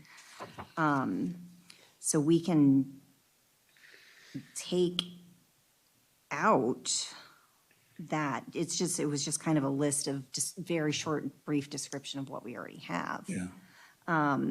We certainly did not write this thinking pro one thing or another. We're just sort of trying to figure out, it's hard to describe an entire town in a few sentences. Of course. I would throw out, if we're talking about what it is, I would then say, if we're saying it's a town with these things, in that same sentence, it does say with more than adequate public facilities. That's not accurate. We don't have adequate open space. So we need to separate We that. don't have adequate water. Right. We don't have adequate schools. We don't have adequate sports fields. So, But so, I think I know where some people might, I hear what you're saying, Council President, but their first sentence does say, it says Mount Airy, it's a vision statement, like Yeah. looking to the future. So it says Mount Airy will be a high-quality environment for living, working, blah, blah, blah. And then when I read that second sentence, I thought that was also envisioning the future of having lots and lots of different kinds of housing and lots of it. And I do agree that because it's looking to the future, what you're saying is 10 years from now, we will have more than adequate public facilities. I think that's what you guys were trying to say there. It would probably combine too much in one sentence. Yeah. Mm-hmm. So Yeah, so I would say, to kind of get common ground here. Yeah. You refer to it broadly as where growth is managed, right? Where growth is managed. where we have broken that out, if I may. We have broken that out into more specifics that manage growth from your perspective and definition. We've taken kind of another detailed step to say that includes these elements in a broad, diverse array. And so if that specific area of recreation and housing and business and all that is unnecessary, we can certainly collapse that into just calling it managed growth. But again, the vision statement is just a touch point so that when the council has to decide on any major efforts, they can look to that and say, is this thing before us tonight indeed going to get us toward that end state? Do you understand? I understand. You know, it's a touchstone. It's just say, let's just test whether or not this is a necessary, if this is a need or a want, to kind of put it in some of our, typical jargon. And I get it, but for better or worse, I go a lot with my gut when I read things and what words mean and how they could be interpreted. Sure. And it's not just here, there's some wording in some of the other chapters specifically about, the mixed middle housing and all of that gives me concern. Like I connect the dots there and I look at this vision statement that says, in the future, we want this rich array of different types of housing, and We also are trying to. that's my concern. It's just the way it hits me, so it's. I mean, I can throw it out just to short, we can almost just remove, it's a town with a rich array of housing, Yeah. businesses, industrial and recreational offerings. Yeah. You could almost just strike that, Yep. learning and playing with more than adequate public facilities. With more than, okay. And you can remove the exact, because we want to be a high-quality environment for living, regardless of the housing type you live in, working, learning, and playing, and we also want to have more than adequate public facilities, which we currently do not have. Can we How add about- in? How about this? Martina, hold on. Martina, go ahead. Oh, sorry. I wasn't, sorry. Well, Tim. no, because when you're talking about, and then there's the sentence that Steve was talking about,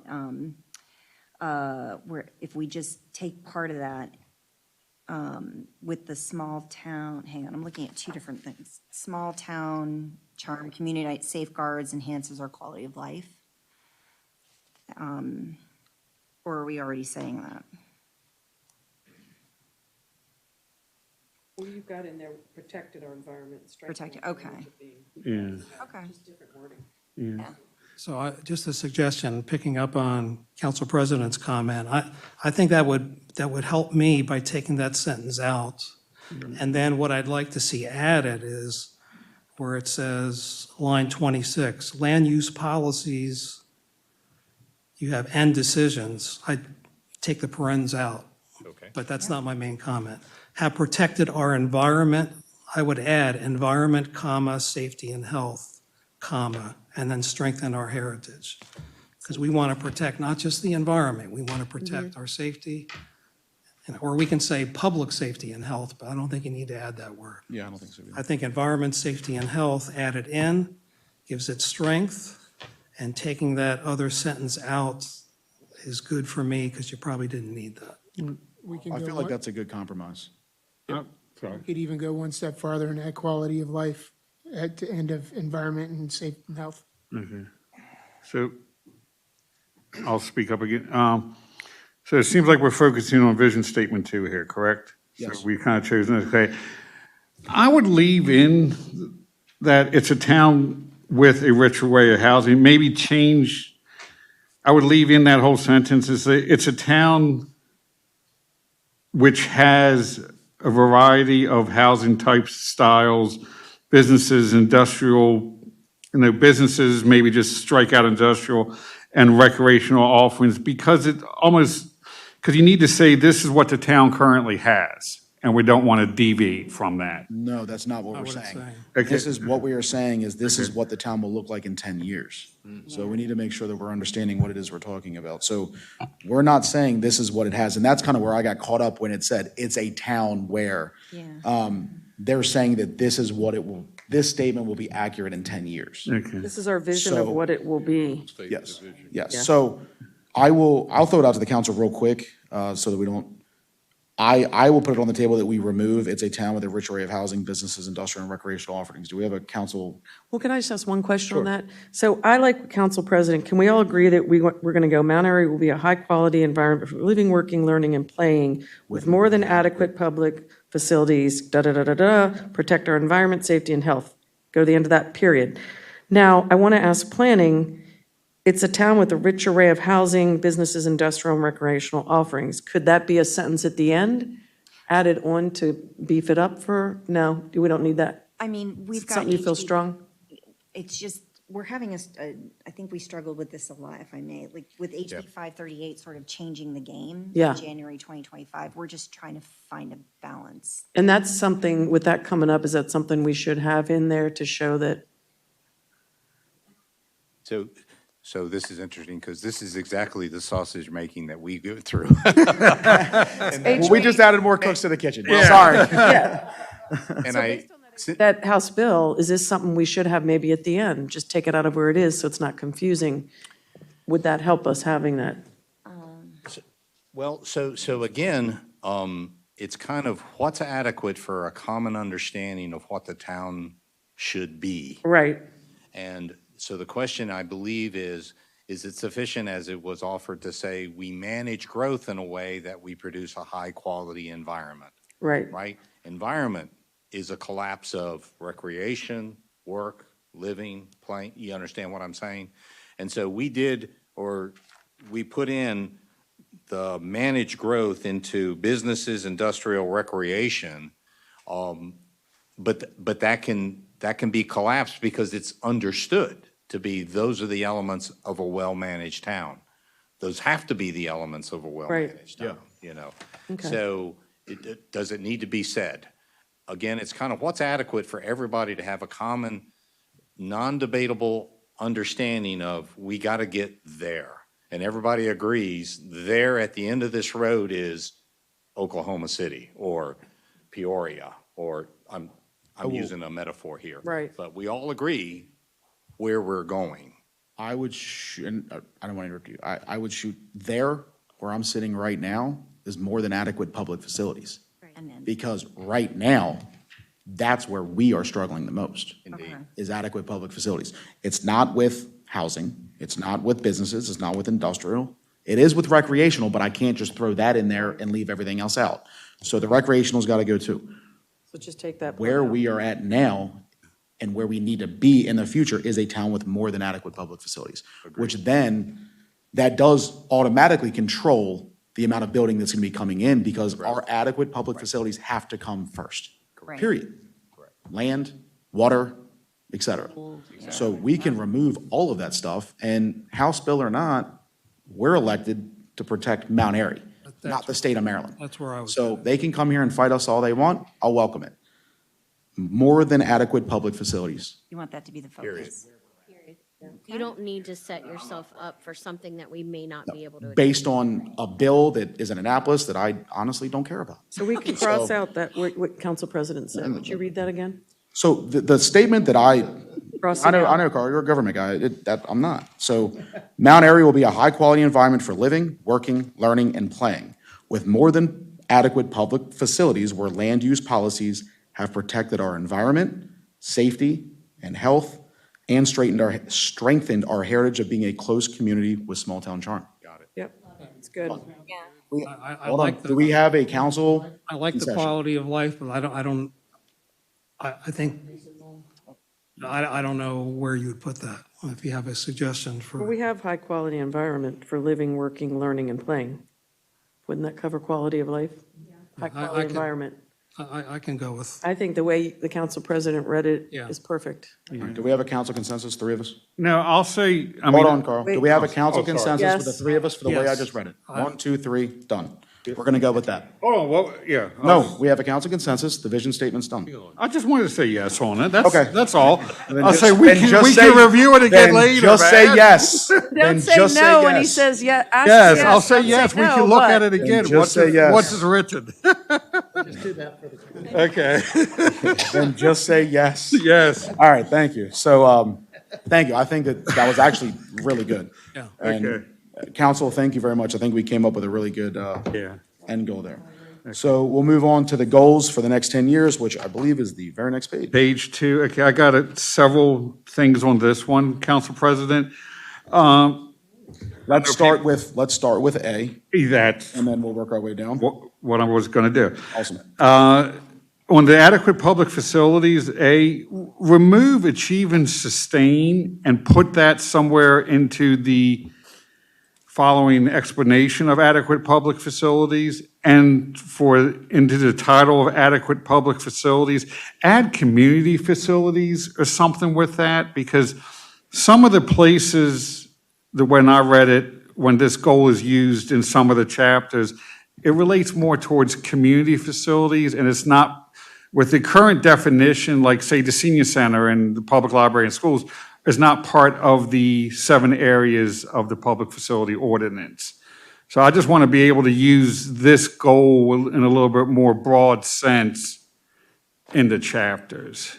To include public buildings and community services? Yeah. To include? Yeah, it's just something that, just like chapter 8 or whatever, where the community facilities, if you strictly go by improve the capacity and quality of all 7 areas of our public facilities, some sections are not part of the 7 areas of public facilities. I'm not sure if we can easily make the case that they are.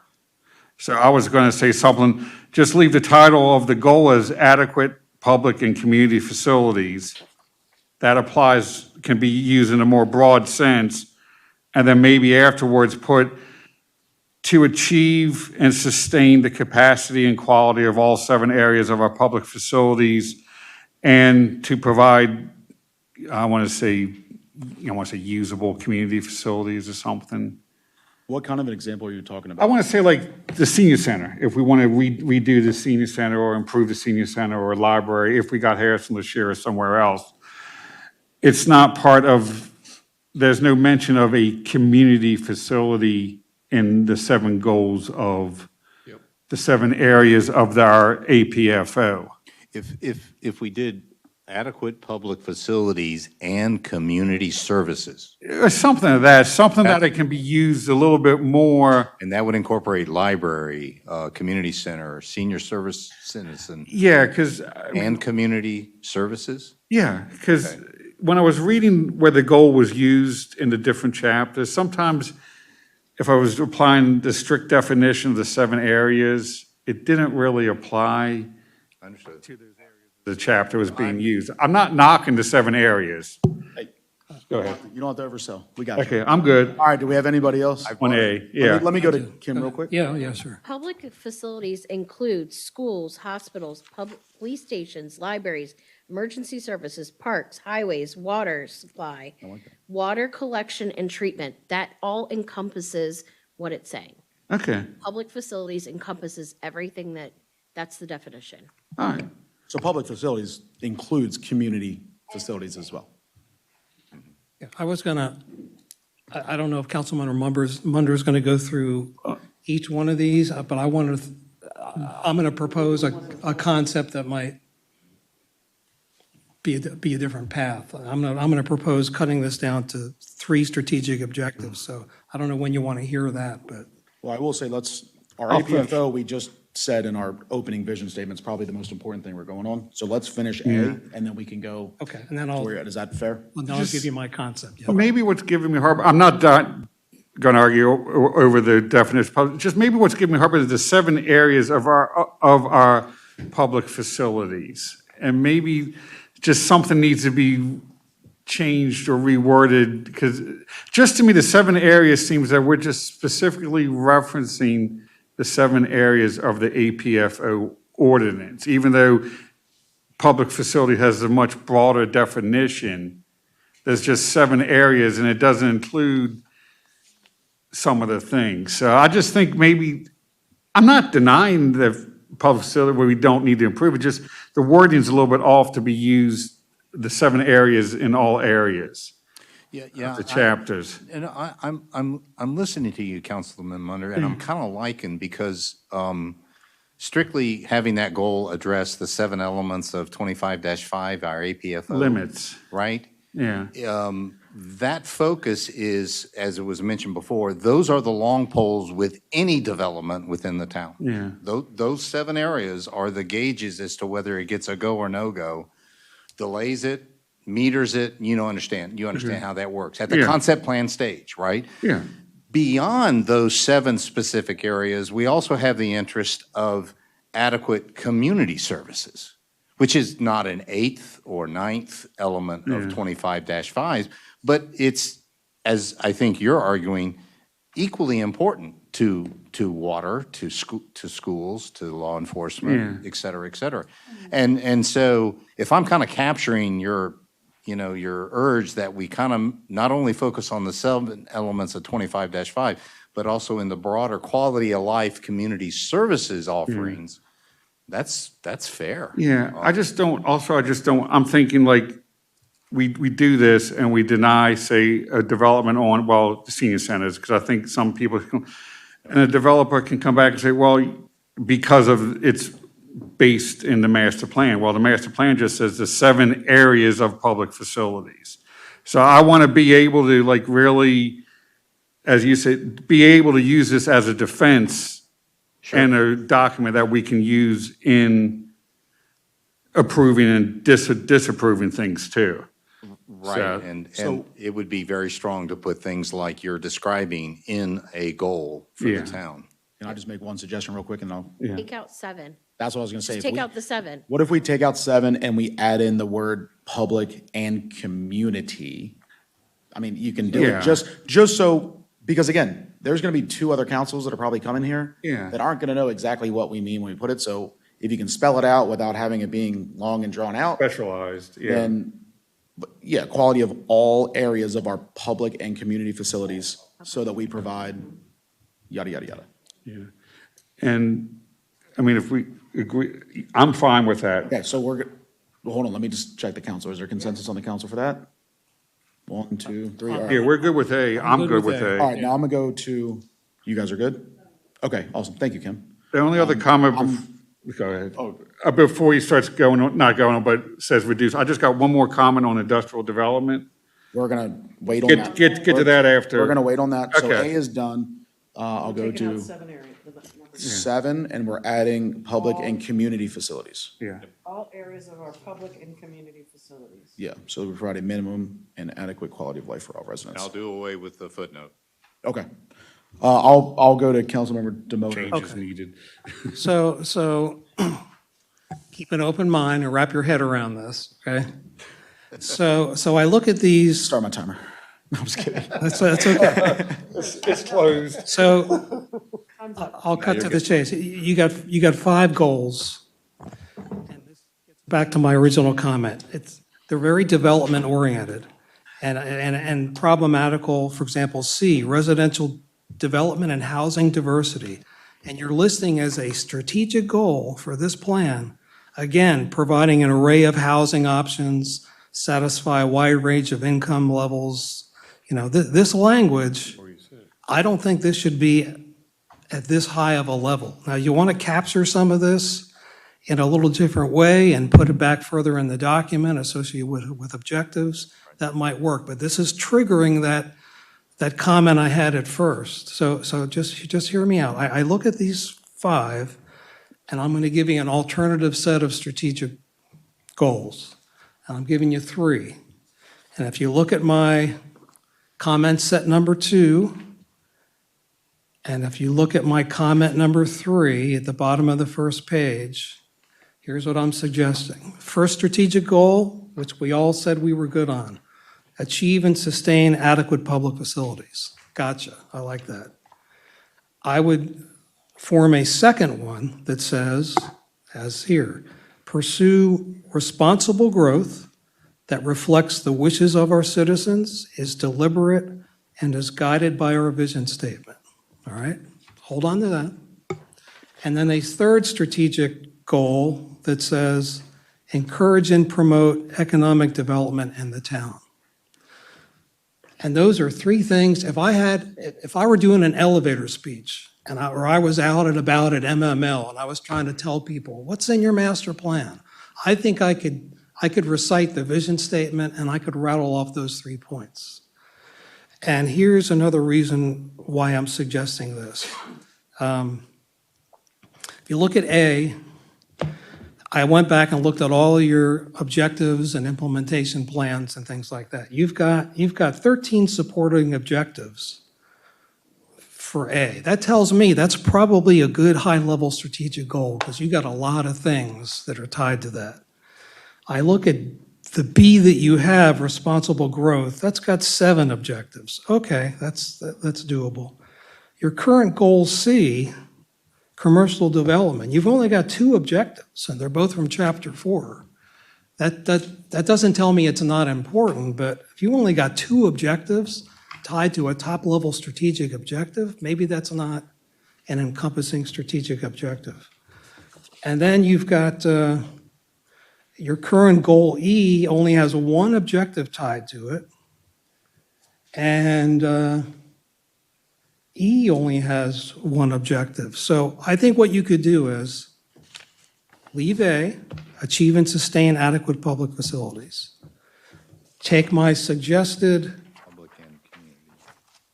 B, which is about pursuing responsible growth that reflects the wishes of our citizens, is deliberate, and is guided by our vision statement. And you could take your elements of your current B, responsible growth, you could take your residential development and housing diversity, and those 2 would pretty much fit under, and some of C would fit under the second strategic objective. And then the third strategic objective, which is a carryover from 2013, just says, encourage and promote economic development in the town. Under that, you can talk a lot about the aspects of commercial development we want, the aspects of industrial development we want. You can talk about encouraging tourism by promoting the town's unique heritage and the future rails to trails paths. That was in the 2013 master plan, which I think you're missing right now. So it's a way that says, I need adequate public facilities, and then here's all the stuff I need to do to get there. I want responsible growth that does these things, and I've listed the words. And I think it's very important to say that reflects the wishes of our citizens. This is all about what we're trying to communicate to the citizens is any growth, and we're going to make sure that's responsible, it's going to be based on what you have told us you want for this town. And I haven't seen those words in any of these strategic objectives.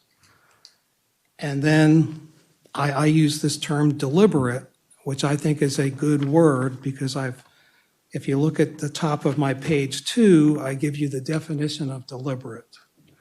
And what is the definition of deliberate? Characterized by or resulting from careful and thorough consideration. Characterized by awareness of the consequences. Slow, unhurried, and steady as though allowing time for a decision on each of individual action involved. So that describes the kind of responsible growth we want. We're going to be measured, we're going to be thoughtful, we're going to take our time, and we're going to make sure it's responsible, it's listening to the citizens, and then it's tied back to our vision statement. So you're going to have to re-rack your objectives, but that's what I'm proposing. Cut this down to 3, make them clean, and then I think you'll have enough objectives to fit under each one of those to make them a strategic objective that has the weight of a strategic objective. So there you go. Thank you. Hang on, Chair, any feedback, questions? Yeah, let me first start by the reason for the 5-goal structure was, and we've already debated it, it's critical for adequate public and now public and community facilities, and I totally agree with that. The second area is a managed growth goal that encompasses now the things that we do within the current border of the town with regard to current parcel, infill, rezoning, redevelopment, okay? And yes, you could probably put that under growth, but those are the specifics of what managed growth within our current border encompasses, rezonings, redevelopment, infill. Those are the three areas. And then the remaining three basically are respective of our major zoning district development. As you can see, residential, commercial, and industrial. And so that was the thinking as to how do we bin a succinct set of goals, because we don't want 10, and we don't want just one. And so what's a reasonable categorization or binning of things that you can point to as your North Star, and then underneath it, your subordinate tasks and your more specific things. And so that was the rationale with that. Understand. And so my only thought back to your proposal is on the element where we pursue responsible growth that reflects the wishes of the citizens. You've made now that goal dependent upon a full consensus of the town, the council, and the mayor on what are those wishes, because now you're going to base the achievement of that goal on some agreement as to the results of a survey, for example. And if that survey represents a majority of the residents or just whoever responds to it. And I'm not pushing back hard, I'm just saying the wording does create subordinate elements to make that goal successful. Understanding and having a consensus among you all as to what are those wishes that we're now going to decide upon. I mean, is that fair? I had the same thoughts on that as well, because it's not just the citizens that listen, it's also our code. We might not want it, but if the code allows it, regardless of what the citizens say, we have to follow the code. And So I agree with that, but go ahead, Martina, and then I'll finish up just with going my to thought. make a note, I don't think the survey addressed the medical, and we didn't know back then what we know now. Right. So maybe that's something to think about in the future. My thought on it, I do like a lot of what Councilmember Demeter said. What I wrote on here was basically just that B and C kind of contradict each other to me. If we're talking about protecting our environment, preserving our cultural, historical services and identity, erasing the open space deficit is clearly written in there, which we need to do. It's hard to do that while also wanting affordable entry-level housing, which we know are going to be high-density townhomes, apartments, et cetera. You're not going to get an affordable entry-level single-family home in a R1, R2 district. It's not going to happen. So you're contradicting kind of in that area for me, A and B. Does that make sense? Yeah. It's going to be a high-density community to try and drive the cost down. And I'm not saying that I don't want affordable housing in Mount Airy. But I'm saying it's not a right to live in Mount Airy, it's a privilege. But adequate public facilities and our deficits in those is more important to me, and I think it's more important to everyone sitting here, that's why it's A, than affordable entry-level housing, which takes away from our main objective of becoming adequate with our public facilities. No, I see your thinking on.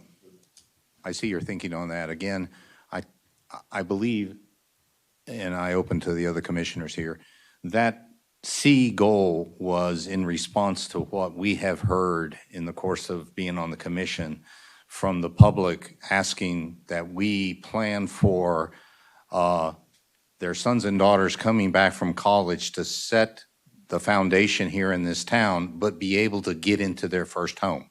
Mm-hmm. Entry-level housing is what we're talking about, okay? At the same time, we also listened to the people in the commission hearings where they said it's an aging demographics. You've got to also think about senior housing and the amenities that are associated with that. You know, the kind of Wildwood isn't gonna be enough, discussions. Yeah. And so, and those are the two ends of the spectrum. Right. The young first-time owner that the family would like very much to have come back to Carroll County, Mount Airy, and start their lives because it is a rich, charming community. And at the same time, I'm not going anywhere but here, but you got to think about the place that I need to go into because my 1 acre parcel with 3,500 square feet is, not what I want to spend my 70s and 80s. So it was kind of trying to frame that ends of the spectrum to say, and I won't even get into missing middle because that would be the other third part, right? You know, you're not a first-time owner, you're a hardworking blue collar or professional that, you know, it's just too hard. You can't get into the $600,000 offerings here. You know, you need something, you know what I mean? And so it was really trying to create a goal that says we have our eye on trying to get to that where we're satisfying that mom and dad who wants to get their son and daughter back here and into their first home. We're trying to satisfy that senior citizen that says, you know, I've got to get to a dwelling that's a first floor bedroom, easily accessible, walkable to services and library, you know what I'm saying? Yeah, And so, so it may be viewed as a contradiction to adequate public facilities, but keep in mind that any of the ambitions in the residential development will obviously have to conform to open space requirements. Right. Meeting the 7 areas of APFO before concept plan can even get tracked. So in your thoughts in writing this, it was if we are going to have residential development, these need to be the key factors of the residential development. Correct, Okay. correct. Okay.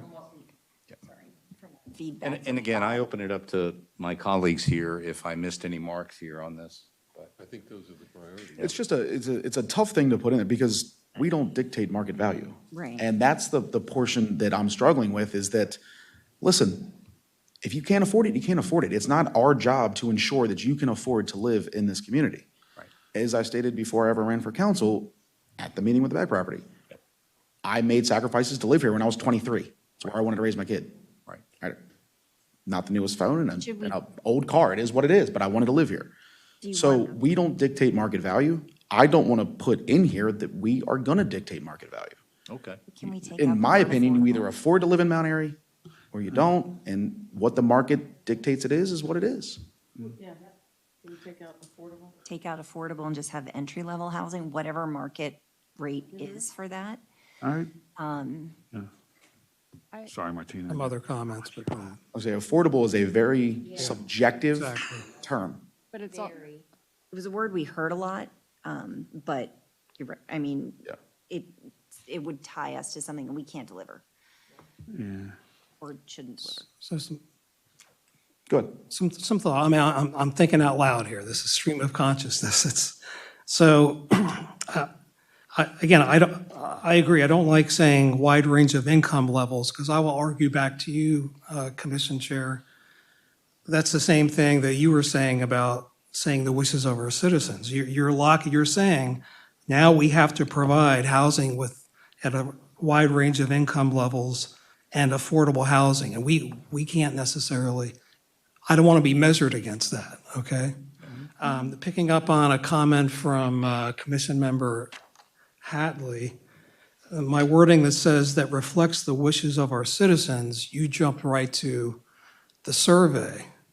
But it's not just the survey. Wishes of our citizens is from a variety of means, right? It's town surveys, it's the feedback you heard about wanting different housing types, wishes of our citizens, that information comes from lots of different places. So it's not pegged to, if we don't do what the survey says, it's not right. Oh, no, I But- was but- just saying, Yeah. it didn't talk about medical on the survey. I understand. That was my only thing. So I'm kind of with the council president here.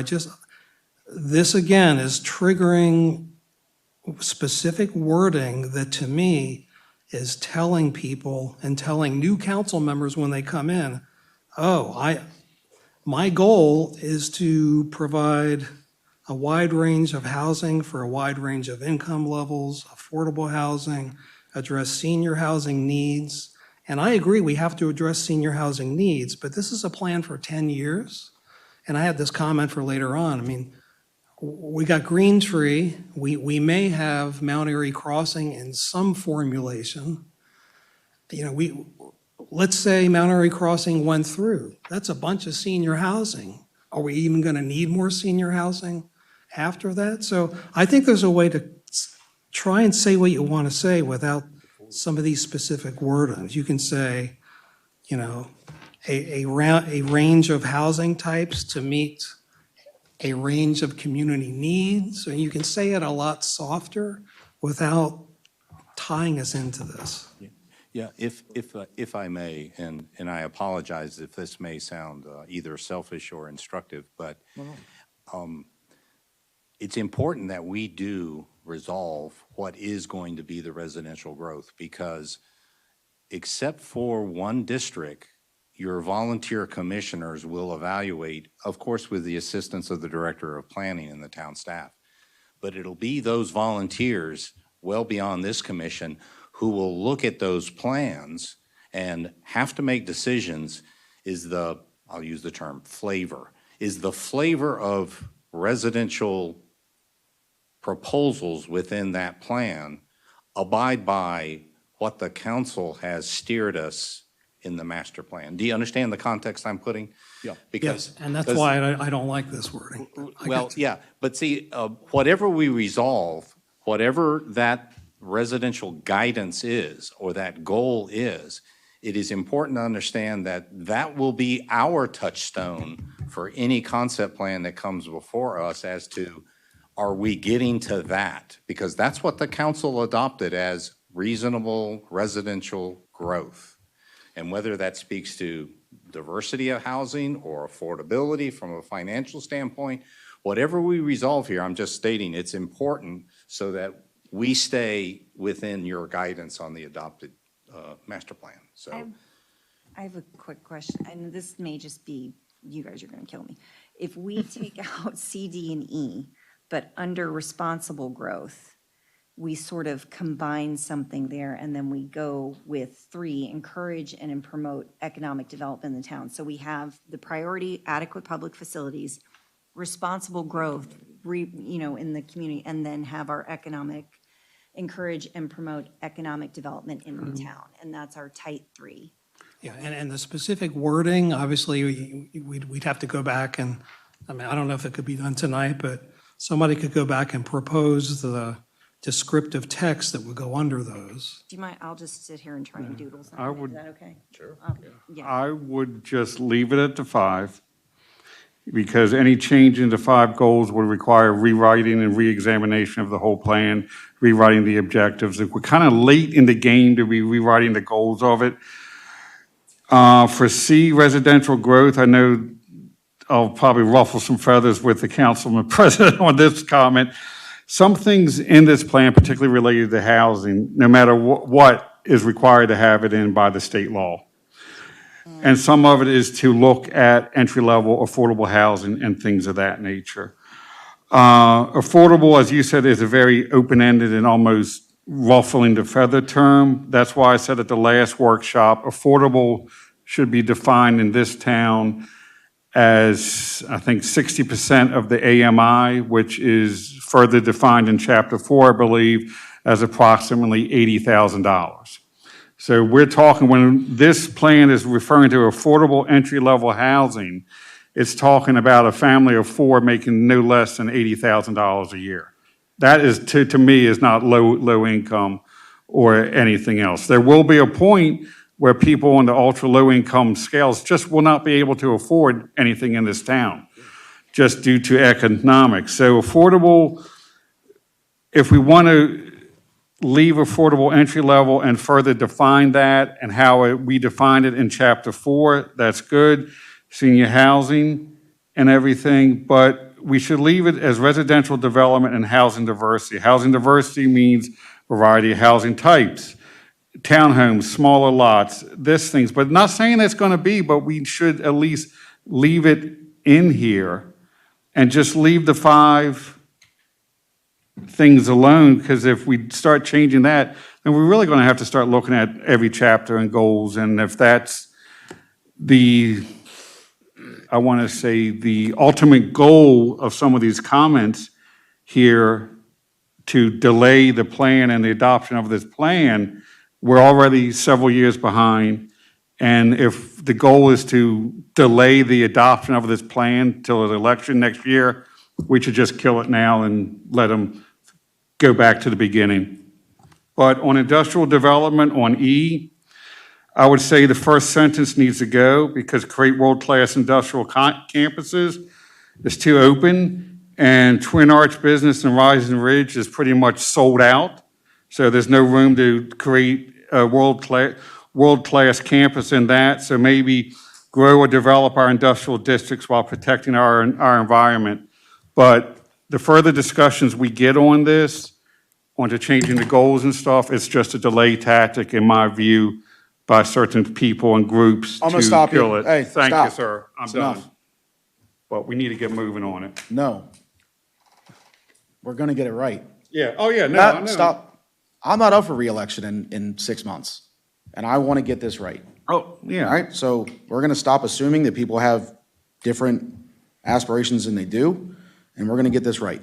So, it's enough. Okay, yes, sir. So, we're gonna go back to C, because that's what we're talking about.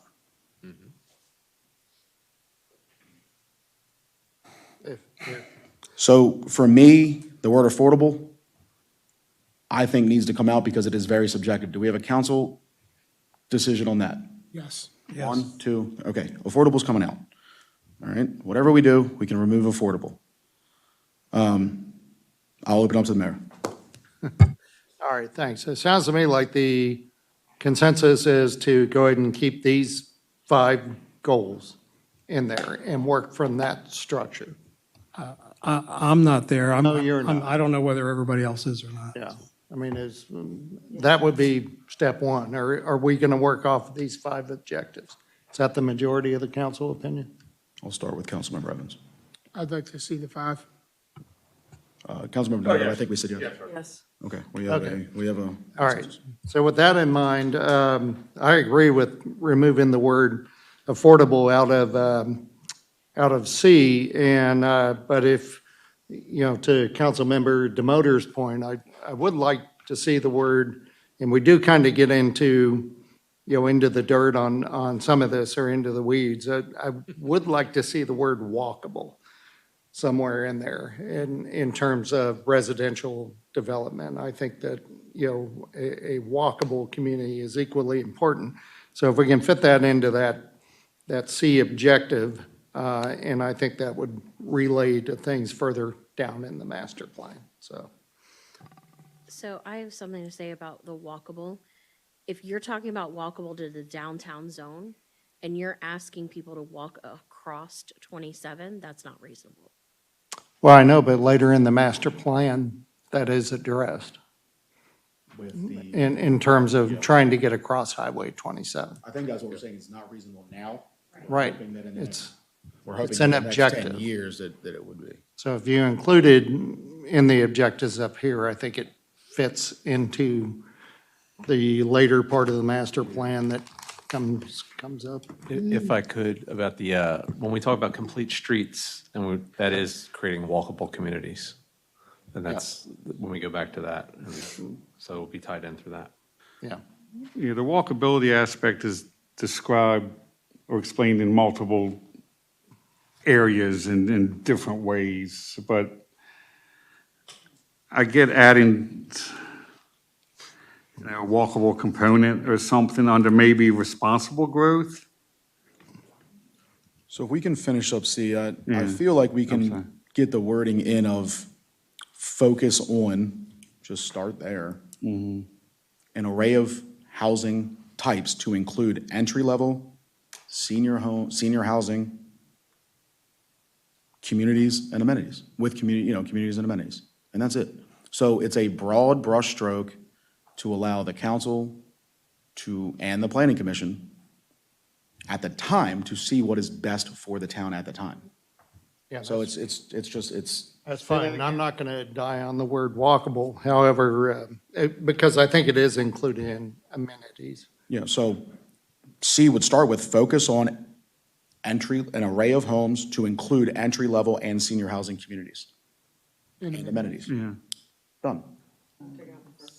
Yes. I have a question. So if we're focusing on entry level, looking at like the annexations we were talking about, that's not going to be entry level, right? Correct. So, I mean, do we want to just say everything from entry level to senior housing? Do we want to, because I don't want to miss the straight. middle. middle. Well, the normal, what we have right now, Yeah. right? I think that's good. Yeah. You're not pigeonholing yourself into something. Right. Wait, say that to include everything from entry level to senior senior. house. I mean, I guess I don't want to exclude, I don't want to focus so much on entry level and senior that we exclude. Yeah, I mean, I think, and that's what I was saying, Ar- the an R1, array R2 of, types an of array of homes to include Yeah, entry level to senior, yeah, so, yeah. But do you even need to say that here? Can't you say that further back in the document? That's kind of the how you get there. So don't point out, Right, okay, Yeah. just say array of homes, array of housing options. Yeah. and then that gives you the brush stroke. Residential, development and housing diversity, focus, yeah. I don't know how to shorten that up, I don't know. I still feel like everything kind of goes with B with responsible growth. Well, that was my point. You can collapse B and C and make it, if you don't like my new title, come up with another new title, but B and C, to me, you can combine those, Yeah, but we. because you're talking about the No, kind it's- of, the kind of figure out a growth you way- want. We can figure out a way not to. I would leave- Stick with our 5.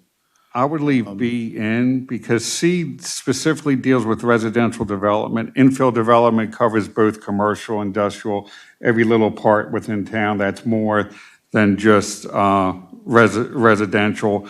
And I think it's important probably to have it divided, the growth, and then growth covers more than just residential. Right. So it's probably good to have two individual things, and then it's broken out farther down in commercial and industrial too. So I'm you, going to simplify this real quick. What about just the first sentence? On, You're touching everything, just like Kim and Heather said. Provide an array of housing options to satisfy a wide range of income levels. You're not satisfying anything. Done. Yeah. Just And- simple. so we're talking about C then. Sorry, just Okay. be mindful that when we say, this is kind of to Councilmember Demoter's earlier point, when you say an array of options for everybody, that could include apartments. It could. So But I what- just want to. But at the same time, we can't say we want to have an overall, non-boxing in, but then say excluding apartments, right? So what I would say is we would, if we want that broad stroke to allow the council or the planning commission, whoever it is at the time, which is what we said a minute ago, you can't say that, but exclude X, Y, and Z. I would say it's up to the citizens on who they elect or who runs the planning commission based on what they're running on to make sure if these people want apartments, well, then you get out and vote and make sure they don't get in if you don't want apartments. But if we need a broad brush stroke, which I think is what the planning commission and Kim said, I don't know how we do that while excluding anything. I'm open to hearing, I just don't know. so, I know you guys have made your decision, but that's, We're not gonna go back to the 3 or 5. okay. They're done. Yeah, they already did a consensus on 5. Because it was a broader coverage of that. Yeah. Yeah. Provide an array of housing options to satisfy a wide range of income levels. Well, do we have a council? What, how about provide an array of housing options to meet a variety of community needs?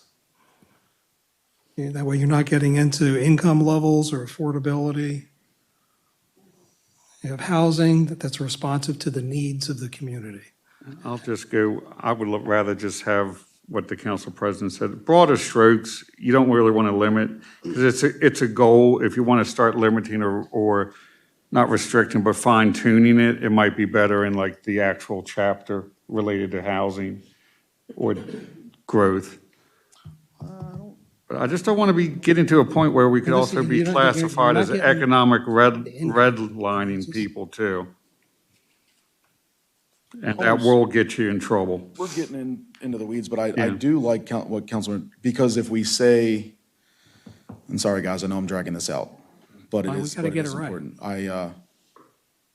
Fine, say the sentence you said, because I want, what I would like to do is tie that back to our APFO. So an array of homes Or, that meet or exceed our APFO, standards, like, I'm trying to think of how we bring it back to what our most important aspects. I guess what I'm asking is how, not to bring it back, but what are you trying to do with linking that to our APFO Well, with the the fact housing is- styles and types. Well, I can tell you this, the fact that we're in a deficit in our APFO is because of the types of homes that were brought into the town. What do you mean? We're at an open space deficit. Yeah, but I because of mean the amount by- of homes that were built. That's all I need to explain. So, So, planning commission, what are y'all thinking? Because I want to move No, on I'm from trying to this. help you with the like wording Steve's here. Yeah, I I like, ask you guys, though, if you look at the title, housing diversity. So I want to know the thinking behind your sentence. Provide an array of housing options to satisfy a wide range of income levels. That kind of is a goal that goes towards residential development and housing diversity. Very early on in this process, Joe came and made a presentation, right? Joe Griffiths. So we had sort of that in the back of our mind. He laid out what this at the state level, what they considered low-income housing, what they considered middle income, that sort of thing. So we kind of had that in the background from the very, very beginning. And that, how long ago was that, John? Like 3 years ago or something, or 2 years ago? It was probably 2.5 years ago. 2.5, yeah. So, and then, again, I'm glad you said you weren't worried about HB 538, but that's been, along this whole process, it's been lingering back there. So we're just sort of feeling the squeeze. And I guess we can't please everybody, right? Yeah, I mean, that's kind of goes without saying here. Yeah. and we don't need to. We need to please the people that we're here to represent. I'm glad you said that. And of all those, wishes and needs and declarations of where we're short on housing dwelling type and zoning and all that, at least for me, it's been consistently, how do I get the young first-time home buyer into something here other than an apartment? And secondly, how do we take care of the senior citizens by offering them? Because the dwelling space for them is limited, and Yeah. yet they're growing. And so you got both of those, let me call them pressures, on how are we to now build out the residential growth for this town in the next 10 years? I agree with the senior. I mean, I think the council agrees with the senior because that's what we were pushing for on the Beck property. I don't know if there's an answer to the first one, and there might not be, and that's okay. can I offer a sentence? Sure. Go slow. Pursue a range of housing options responsive to the community's needs, period. I mean, that's, You don't have to say income levels, you don't have to say what type.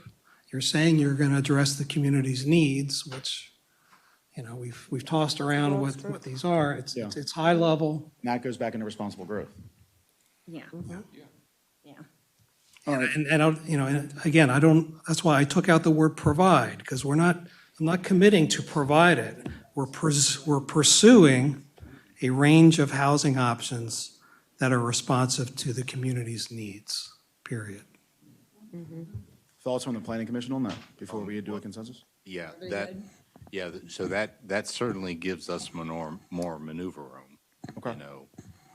Focus is a greater commitment than pursuing, in my jargon. Correct. So pursuing says your right and left boundaries on what the next residential growth should look like. When you say pursue, I've got a broad lane to operate in. Focus means it's a little tighter and more specific housing Yeah. types. Yeah. So I'm comfortable with pursue if the commission. Okay. Consensus on the council? Councilmember Evans?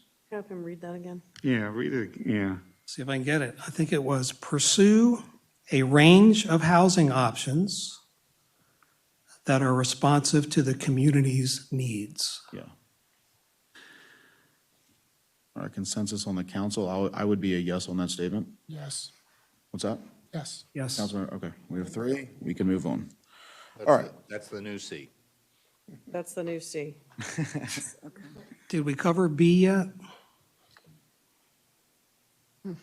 Think of just, yeah. Yeah. Just 2 word inserts for B? It matches what we did in the vision statement. Oh, let me throw it out real quick. Line 39. It says, while addressing our open space deficit, protecting our environment, can we say protecting our environment, safety, and health? Because that's what we said in the vision statement. Again, it's not just about environment, it's about public health and safety. So you would say environment, comma, safety, comma, health and preserving? Yeah, While preserving, the transition then from your Okay. last, while preserving our cultural, historical resources. just wanted to get safety and health in there. Can environment, I'm not saying we need to, because if we start doing environment, health, and safety, can safety and health be classified into environment? No, okay.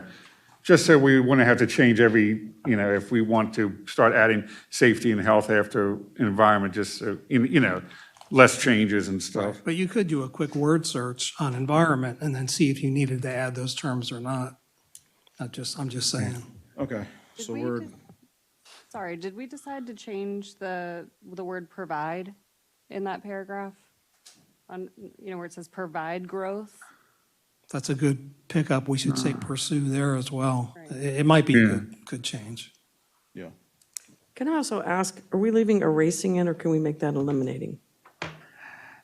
I had a concern with that too, Councilwoman Gillette. Erasing annexations while, I want to say like working or reducing, erasing, it seems like goal that's is what to our goal, I eliminate, mean, we right? do want to work towards Our goal is to erasing. eliminate an open space deficit. Yeah. I you like guys think? eliminate. Eliminate, okay, I can go with reducing, I can I like eliminate also. yeah. eliminate. Can we change that to eliminate? Okay.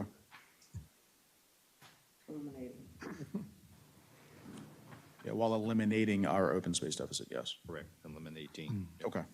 So Go ahead. Yep. make a comment. In the interest of making sure that we're not setting ourselves up for a total rewrite, I am keeping track of Chapter 9 with the objectives, and I don't think any changes we have made Substantial. are contradictory to the objectives that are in there. So I think we're doing okay. Fingers crossed. That's what I believe, man. That's you, Ralph. We're making it. So, but I'm watching. Can I So reread E what we got? is, Can I reread what we Sure, got for B? So just to make sure Ralph's got that. So for B, we have pursue, right? Growth through infill development, redevelopment, and annexations while eliminating our open space deficit, protecting our environment, comma, safety and health while preserving, and the rest stays the same. Correct. yep, Thank you, Ralph. Bingo. D is done. Yeah, A, B, and C are done, so we're on the D, commercial development.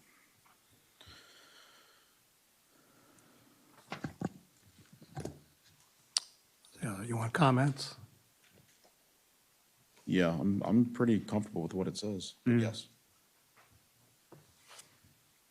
So my only comment is this, and again, this is a strategic goal. So these are your big hitter strategic goals for your plan. And again, I appreciate all the effort that's gone into the thought process about a senior-focused medical facility or a same-day surgery center, but just understand what we're doing here. We're basically saying one of our top important strategic goals is that we want a senior-focused medical facility or a same-day surgery center. Do we really know that the whole town wants that? I know it's a good idea, it's a good concept, it was proposed by, several individuals, but just understand what we're doing. We are committing to saying, this is one of the big things we're going after. Well, I think, I don't, Now you do have the word exploring in here, which is good. so the whole senior focused, I don't know why there isn't a comma, or I don't know why it's senior, I can't remember how we concluded just, because I know the senior, when we talked about it before, like, Bill, I think there was a lot of input from Cole, or what became Cole, that they, but we can say, it doesn't have to be senior focused. I mean, a medical facility or a same-day surgery center would benefit everyone. Yep, yep. So we can definitely take that Medical out. facility is the main concept. Yeah. And again, you're being, I'm being picky for a reason. You're calling out exactly what you want, medical facility or a same-day surgery center. Is there a way to say this at a more high level that doesn't box you in? I mean, senior-focused medical care and services, something like that? We could just say medical services Local medical instead of, yeah, While exploring suitable sites for medical services and a police station. yeah. We got a little specific on that one, That sorry. would Okay. No, you're encompass, fine. that would You're fine. encompass what your intent was. Yeah. Yeah. I think that's perfect. So we just say, In line with consistency, should we change focus to pursue? Pursue. Yep, I like that. yeah, okay. Not have the police station first? That was my next thing, is because we are actually yeah. in talks with the police station, so I think we reverse those, police station 1, medical facility 2. Good with that? Can do. Another quick comment, just to put it in your head. So we're talking about commercial development, then we're going to talk about industrial development. So again, I understand what you've done. You're approaching this by categories of growth. But I think we're missing a broader statement, and maybe it can be added to one of these two. But again, the 2013 master plan had a goal, encourage and promote economic development in the town. I mean, can we at least capture that sentence and put it under as one of the descriptors of one of these? Because that's a very broad, that's saying, we need economic development. We're not saying what kind. Actually, our citizens have told us they want boutique shops and restaurants and specialty shops. That's what they told us they wanted, but So how do we say that? Yeah, how do we Again, s- because, that's very specific, and we were just talking about not getting too specific. Because if we say we want economic development ties into both commercial and industrial, Right. but we don't want to be repetitive. understand. Ooh. So if we, and that, Can I ask you, read that again? Because I think what you're saying is covered under pursue our commercial economic development. That's the broader sweep of pursue commercial economic development. yeah, this says encourage and promote economic development. So I hear, That's really I feel like covered it's- in yeah, that. I feel hear like it's you. the same. yeah, Yeah. it's close. Okay, Okay, I'm good. All right, so D is good. We'll move on to E, and I know, I'll start with Councilmember Munner. I know you had some thoughts on. Yeah, sorry about No, you're earlier. good. You're good. But no, it's basically industrial development, take out the first sentence in line 49 and 50. Basically, world-class is very open, but mainly, through wide interpretation, but mainly it says do it in the two existing industrial districts, Twin Arch and Rising Ridge. Pretty much those two areas are sold out. So it's kind of late to try and develop a world-class in something that's sold out. Maybe develop industrial districts while protecting our environment and preserving our cultural, historical resources and community identity. What if we just strike the first sentence and just start with grow? I was going to say the same thing. Oh, that's fine, yeah, Yeah, because Okay. that doesn't pigeonhole us into those two areas, too. Ralph, planning commission, good with that? I like it. Yeah. I like it. I just had something back on D, listening to what, I'm sorry. No, you're but good. I'm sorry. Listening to what Councilmember Demoter brought up in the survey. So if that's what the citizens want, why are we putting in medical facility? Why are we prioritizing medical facilities and not, prioritizing what the town has asked for? Meaning what? Well, meaning nowhere other than, and I'm not knocking, I'm just saying nowhere other than what's come out organically out of the planning commission has the town vetted, maybe it's come out of Cole, the focus on medical facilities. But that's a good point. The town survey said, what kind of commercial growth do you want and where do you want it? They said, first, I want to focus on existing commercial areas, and then I'm open to new commercial areas. But in terms of the types of commercial growth they wanted restaurants, boutique shops, small shopping, not big boxes, not, corporate kind of commercial growth. So should we say that? Because we were just talking about specificity, and then now, so we could say all of that. But to be fair, in the survey, it didn't ask about medical stuff. No, it didn't, but you didn't have, in the whole section of write-in comments, I don't recall anybody saying we need these medical services. No, I will say, when the survey came out, we also didn't have a actual commission representing. Correct. So I think that with the input, which I'm a liaison from that commission, with that input, along with other discussions. I do think it doesn't hurt, in my opinion, to have it there. The fact is, we are hamstrung by what business owners want to bring here anyway. So it doesn't matter what we put in here. If a business owner is going to want to bring something here and they have the space or the storefront to do it, they're going to do it. But we as a community, when we are building and we have these commercial districts coming in, we need to focus on a medical type situation. And if I can add on, I mean, we already have a good foothold of restaurants and such kind of normal commercial enterprises. Do we have a good foothold for geriatric-focused medical services, or just medical services in general? I'm not denying that we do have medical services within the boundaries of our town, but I think these words we're trying to put a little emphasis on, that foothold needs to be considered larger because of the population. And bringing in a platform or a footprint to where we can put those facilities is under our purview. Yeah. Correct. The citizens that want these small boutiques and these restaurants, buy a storefront and do it. We can't control that, Well, and the- you know? It's also what's coming around us that we can't control. Right. And we've seen it in Newmarket. They just put up it's not huge, but it's a doctor's office combined, with a bunch of different things. And all the growth that we've been told that's coming around us, that could be people coming in here for services such as a doctor or something like that. They could be looking around instead of going up to Frederick all of the time or Rockville.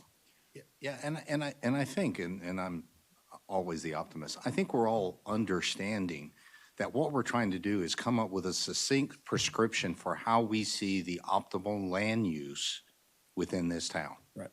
Whether that land use is to build homes, whether it's to expand commercial enterprises, whether it's to expand industrial, you understand. We're all trying to figure out, and what's driving us in trying to make sense out of what is the best. We all acknowledge we got a aging community, and they have their unique demands as they get older, whether it's housing, whether it's services, a library. You understand what I'm saying?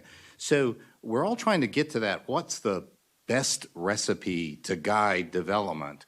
And so I would contend that, there has been a good, consistent voice within our older community for this kind of discussion on medical services. And now we did say, again, it's not going to say senior focus, it's just going to say medical services. Yeah. If we do bring in more commercial development and people come in that want to invest their money in a storefront restaurant, small boutique, they're going to have that opportunity to do so as well. But absolutely, yeah. we as a town, I do think, need to focus on a police station Yeah. and a medical facility. So So, those I would be mean- the top two, or would you be okay with adding medical services, restaurants, shops, et cetera, or? I would say, those top two are fine, but if we want to, as the survey indicated, it's like the type of businesses that require smaller spaces. Right. So maybe also, put one police, two medical, three general commercial that would allow small mom and pop shops to come in there offering small spaces or flex commercial space or something. Right. I mean, I think that the wording that's in the survey, it's a signal to developers of what the citizens of the town want. The type of Not businesses. Home Depot. Yeah. Right? They want small businesses in the town. And so that's all it is. It's just Yeah. and you can include medical in that as well, right? You can have that list, an itemized list if you want, and it doesn't have to be huge, but I'm just saying, I think it would be a nod to the citizens to incorporate what they asked for in the survey. It'd be a nod to Cole to add the medical, and then, of course, the police station. So just, Would you be okay saying smaller shops or smaller businesses? I would just paraphrase whatever's in the survey. Something, make it succinct. Okay. I carry in my coat pocket a copy of the town survey. Right. I don't know if I can find it quickly. But I mean, it is something along the lines of independent boutiques and storefronts, Can I see that? small businesses. Small businesses, yeah. Boom, done, small Yeah. businesses. Myself. All right, so what is that small business on the end? Consensus, and then we're going to go back Yeah, to E. that's good. Thank you. That was a good pickup. Just small businesses. Instead of- So a new police station, medical facility, and small. Yeah. All right, back to E. So, It's not like PlayStation. no. That would be my son. Industrial development will go right to grow industrial districts while protecting our environment and preserving our cultural, historical resources, and community identity. Everybody good with that? Comment on that? To carry the language that we used up under B, we talked about on line 39, I think we made it say protecting our environment, safety, and health while preserving our cultural, historical resources. We want to use the same language that we agreed to. So here under E, where it just has the word under line 51, environment, we want to say protecting our environment, safety, and health, and then continue with the rest of the wording. Okay. But do it in a way that matches the way we said it up above. I'm good with that. Good. Okay. I would love to continue, Council President, We're going to. but we are? Okay. I know it is. That's why I was trying to, Do we have any, my next comments begin on page 53, so, Hang but on, they hang were on, just, hang on. they're mainly just little wording additions and subtractions for clarity, and I can last go thing that through we them did quick. not touch was chapter 9 with the objectives. Okay. So we're all going to chapter 9. Throw it out. Do we want to adjourn? Well, does anyone have any overwhelming concerns with the objectives as they sit right now that will need to bring a third workshop to the table? When you say over, Anyone have any overwhelming objectives or concerns with the objectives that will need to bring a third workshop to the table? I may. Okay. My concern is that, we've just sat here and gone through the objectives, and we've talked about the police station and the medical facilities, and when I get to 9 and I go to D51, What page you on? I'm sorry. this is page 159. It goes into the urban renewal aspects.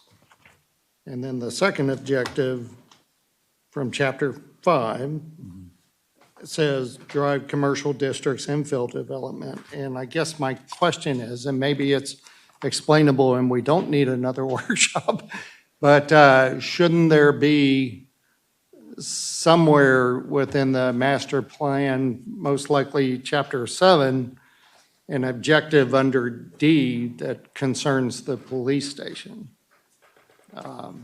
There should be a tie to wherever, if we're going to have medical facilities in there, there should be an objective that ties us to that. So I just feel like we need to add an objective. I'm happy. More so than it being listed after medical facility, you mean? And Or actually, now we're gonna reword that in the objective reverse, so police station will come first and then medical facility, correct? But what I'm saying is there is no objective that deals with a police station Well, or a medical We facility. have objectives A71. Yes. From relocate the Mount Airy Police Department from its current lease building to an acceptable permanent building at an optimal location for best response throughout the town. That's page 141. Absolutely agree with you. But that's not the objective that talked about the police stations specifically. So, Oh, go ahead. Well, no, so I can go either way. Law enforcement services are one of the 7 APFO. So that's why it found its way, that referenced objective found its way under A. yeah. But I understand your point because that's specifically called out in C. So what I can propose is we take A71 and make it a C gold objective. If the current, D, it's under D, I'm sorry, under the commercial development. D, I'm D, sorry. You're right, under D. And so I can just, if everyone's content with what A71 currently says, then I can just recode it as a D goal objective. President? I'm gonna pause this. Our agenda brings us to 9:30. It is 9:35. I don't think we're gonna get through everything, tonight. So, what's wrong? Public comment? I know what I'm saying. We're not gonna get through everything tonight, so I think the consensus, I'm just gonna throw it out there. Unfortunately, my goal for tonight was to not have another one, but I would put on the table that we probably need to have one more workshop just to finalize the rest of these small details, and I'll just let a consensus from the council. Yep.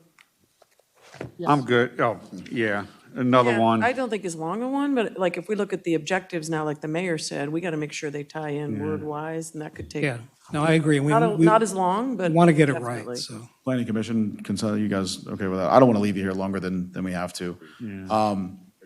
Try a date possibly, just looking at December. It looks like the 18th could potentially work. I have some graduations I need to be at, and then I also have, of course, the holiday. Yeah. And I didn't want to put it in the week of the town council. So Right. the 18th potentially could be a target date. I would be good On with how that. people I'm feel good. about the 18th of December. It's a Wednesday. I'm good with that. Wednesday. That sound okay? Colleen. I don't know, but I don't know. Our 17th is, The MML, right? The 17th, okay, yeah. I will say that that is a very special day for our town clerk. It's her birthday. Happy birthday. We'll have pizza. So you're saying? Yes, we'll we'll have a have party birthday and party with cake. us? You won't be present, is what you're saying. She'll be sick on the 18th, or maybe the mayor will give her off. I think you should have your birthday off. You have off on the 18th. I think I see that. I see a very bad cough So coming on. let's look at the 18th. I can be there if we have a, what I would suggest is anything left from the objectives. Ralph, I'm so sorry, but maybe we can get a red line version to look over, come back with the knowledge of what we're looking at, and then go through quickly. Is it okay if I move, for the last discussion, I move that over under D? Personally, I think that would be appropriate since we called out a police station in Dean. And So this is the last thing that's on our list of items to do is the objectives. Then I would like to give at least a 30-minute recap for any council members that would want to go back and anything after that. And then we're going to be done with it. Because this is a public meeting, we do have two people here that I would like to open up public comment to. Do either of you have any public comment? Doc. Come on, Doc. That's good. Okay, at least I want to give the opportunity. So what are we thinking time-wise? I definitely don't think we're going to need 3 hours. Okay. Let's look at 2 and hope that we're not going to be here for 2. So I would say come back to the next one when we have the date. Chapter 9, resolve all 26 objectives. Let Ralph know what you're thinking. And if you want, they can CC me on that if you need help going through it or rewriting anything, I can assist.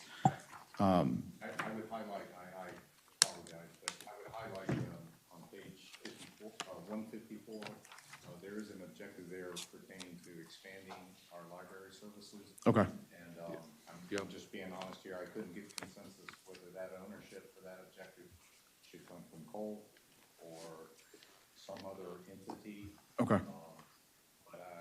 But there was an agreement that that objective needs to be there and the tasks need to be done. It was just who was gonna now become the lead sled dog on that. Okay, so during the Cole meeting, I can bring that up and get a consensus from them, if it's even possible. I know we had a meeting with them last week, yeah. So what time? with a quick next steps, we obviously will not have it on the December agenda for a public hearing. We will, next step is plan the next workshop, which will be in December. You will then look for a January public hearing date to be set, which will be in February. Then the February public hearing will be there, and then we're looking at now March to adopt the comprehensive master plan. I do have one question. So can we, I think we should have a separate public hearing, not part of a town council meeting, just because of the complexity of it all. I want to make sure we give it enough time. Okay. That public hearing, make sure we're advertising and pushing it out there, maybe in the four-county catch. Yeah. The website, Facebook. So, let's figure out what that date is and make sure we have a ratified, complete final copy that's present and available for the citizens to review prior to that public hearing. Okay. Council President, one favor to ask of the Planning Commission Chair if he feels like it, and it might help our time next workshop. You have the thing I gave you, the list of my potential changes and alterations. If you don't mind, if you can or feel like you can do it, read through that, and in the red line copy you send out, just do the changes I suggest, and that way it's in the red line copy when we review it the first time. And if you have any questions, you know how to get a hold of me. My things pretty much say what I would like and the reason why. I'm suggesting that if you have any questions. So just read over it. If you have any questions, Carl, contact me and I'll try and get it done. I would suggest for you to put your red line copy, your version of the red line copy in, and then just send it to all of us. And then you guys can respond to you individually. Yes. Oh, send the red line copy electronically, what I gave you. Okay, gotcha. Yeah. Meaning basically he's doing a lot of work already. Yeah. I don't want him to be our personal secretary. Oh, no, I just thought it would be quicker. If you, Can I ask a question? So Ralph's gonna look at that and take that out, he's gonna look at what we did and clean up the objectives. yes, yes. Thank Doing, you, Ralph, There for may be doing that. another storm, and Ralph may have to go to Florida. So,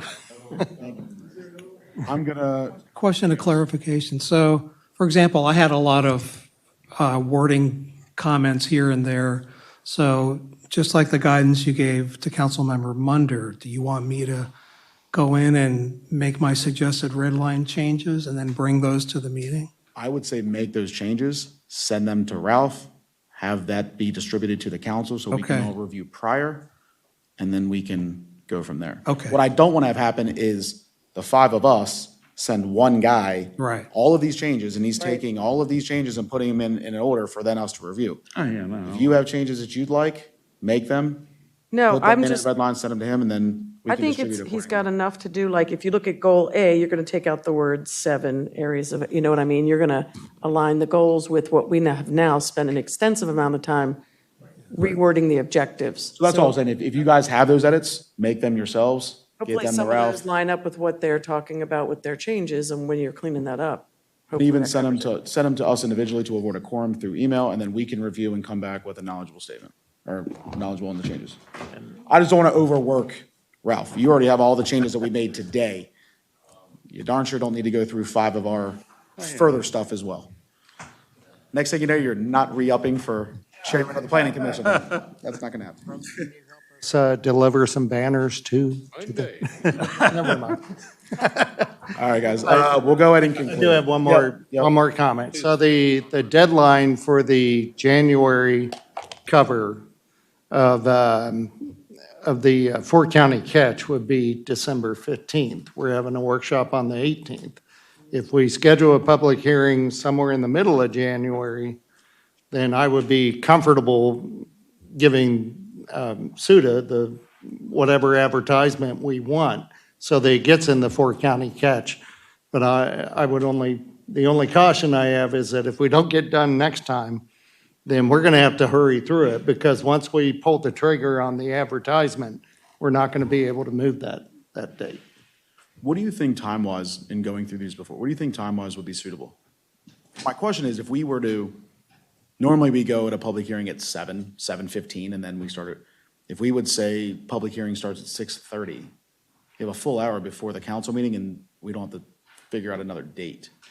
Well, with the turnout we had this evening, I'm not sure how much public comment we're actually gonna get again. Yeah, so that's my only concern, unless this wasn't broadcast enough to get a bigger audience.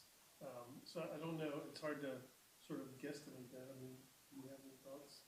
I mean, I just don't know if we need a whole nother date Right. to go. I think if we did the If it- date of our council meeting, we allocate an hour for it. If you're, So it'd be 6:30, And then promote the heck out of it. yeah. if you're going to do that, I would recommend moving that public hearing to February, to the February council meeting. So that, Vote on it in the same meeting? that way the January, I don't think I would do that. No. Well, December meeting, yeah. January, we're gonna have to plan. January is the day, the meeting we set the public hearing, because we're not gonna be able to do it in December now, because we still have another workshop. That is true. So we're setting the public hearing in January for February. I say we do it the same day as the council meeting. We just give ourselves an hour, which is far more than we've ever done any other public hearing. And then we would come back and vote on it in March. Okay. I don't think it would be wise to have a public hearing and then vote the same night. Exactly. If Especially there's a for lot of input from something the like citizens. this. Yeah. So the next steps, I feel like an hour is suitable. Yeah, and I think advertising wise, that gives us time to put together an ad, get it to the four-county catch. That'll come out the beginning of January, Yeah. alerting people to come out in February for the public hearing, so. And then we'll also do a campaign Yeah. blitz on Facebook. Yeah. Okay, so that'll be next steps. Okay. So sorry to keep you guys late. Volunteers, thank you so much. No, good night. Meeting adjourned.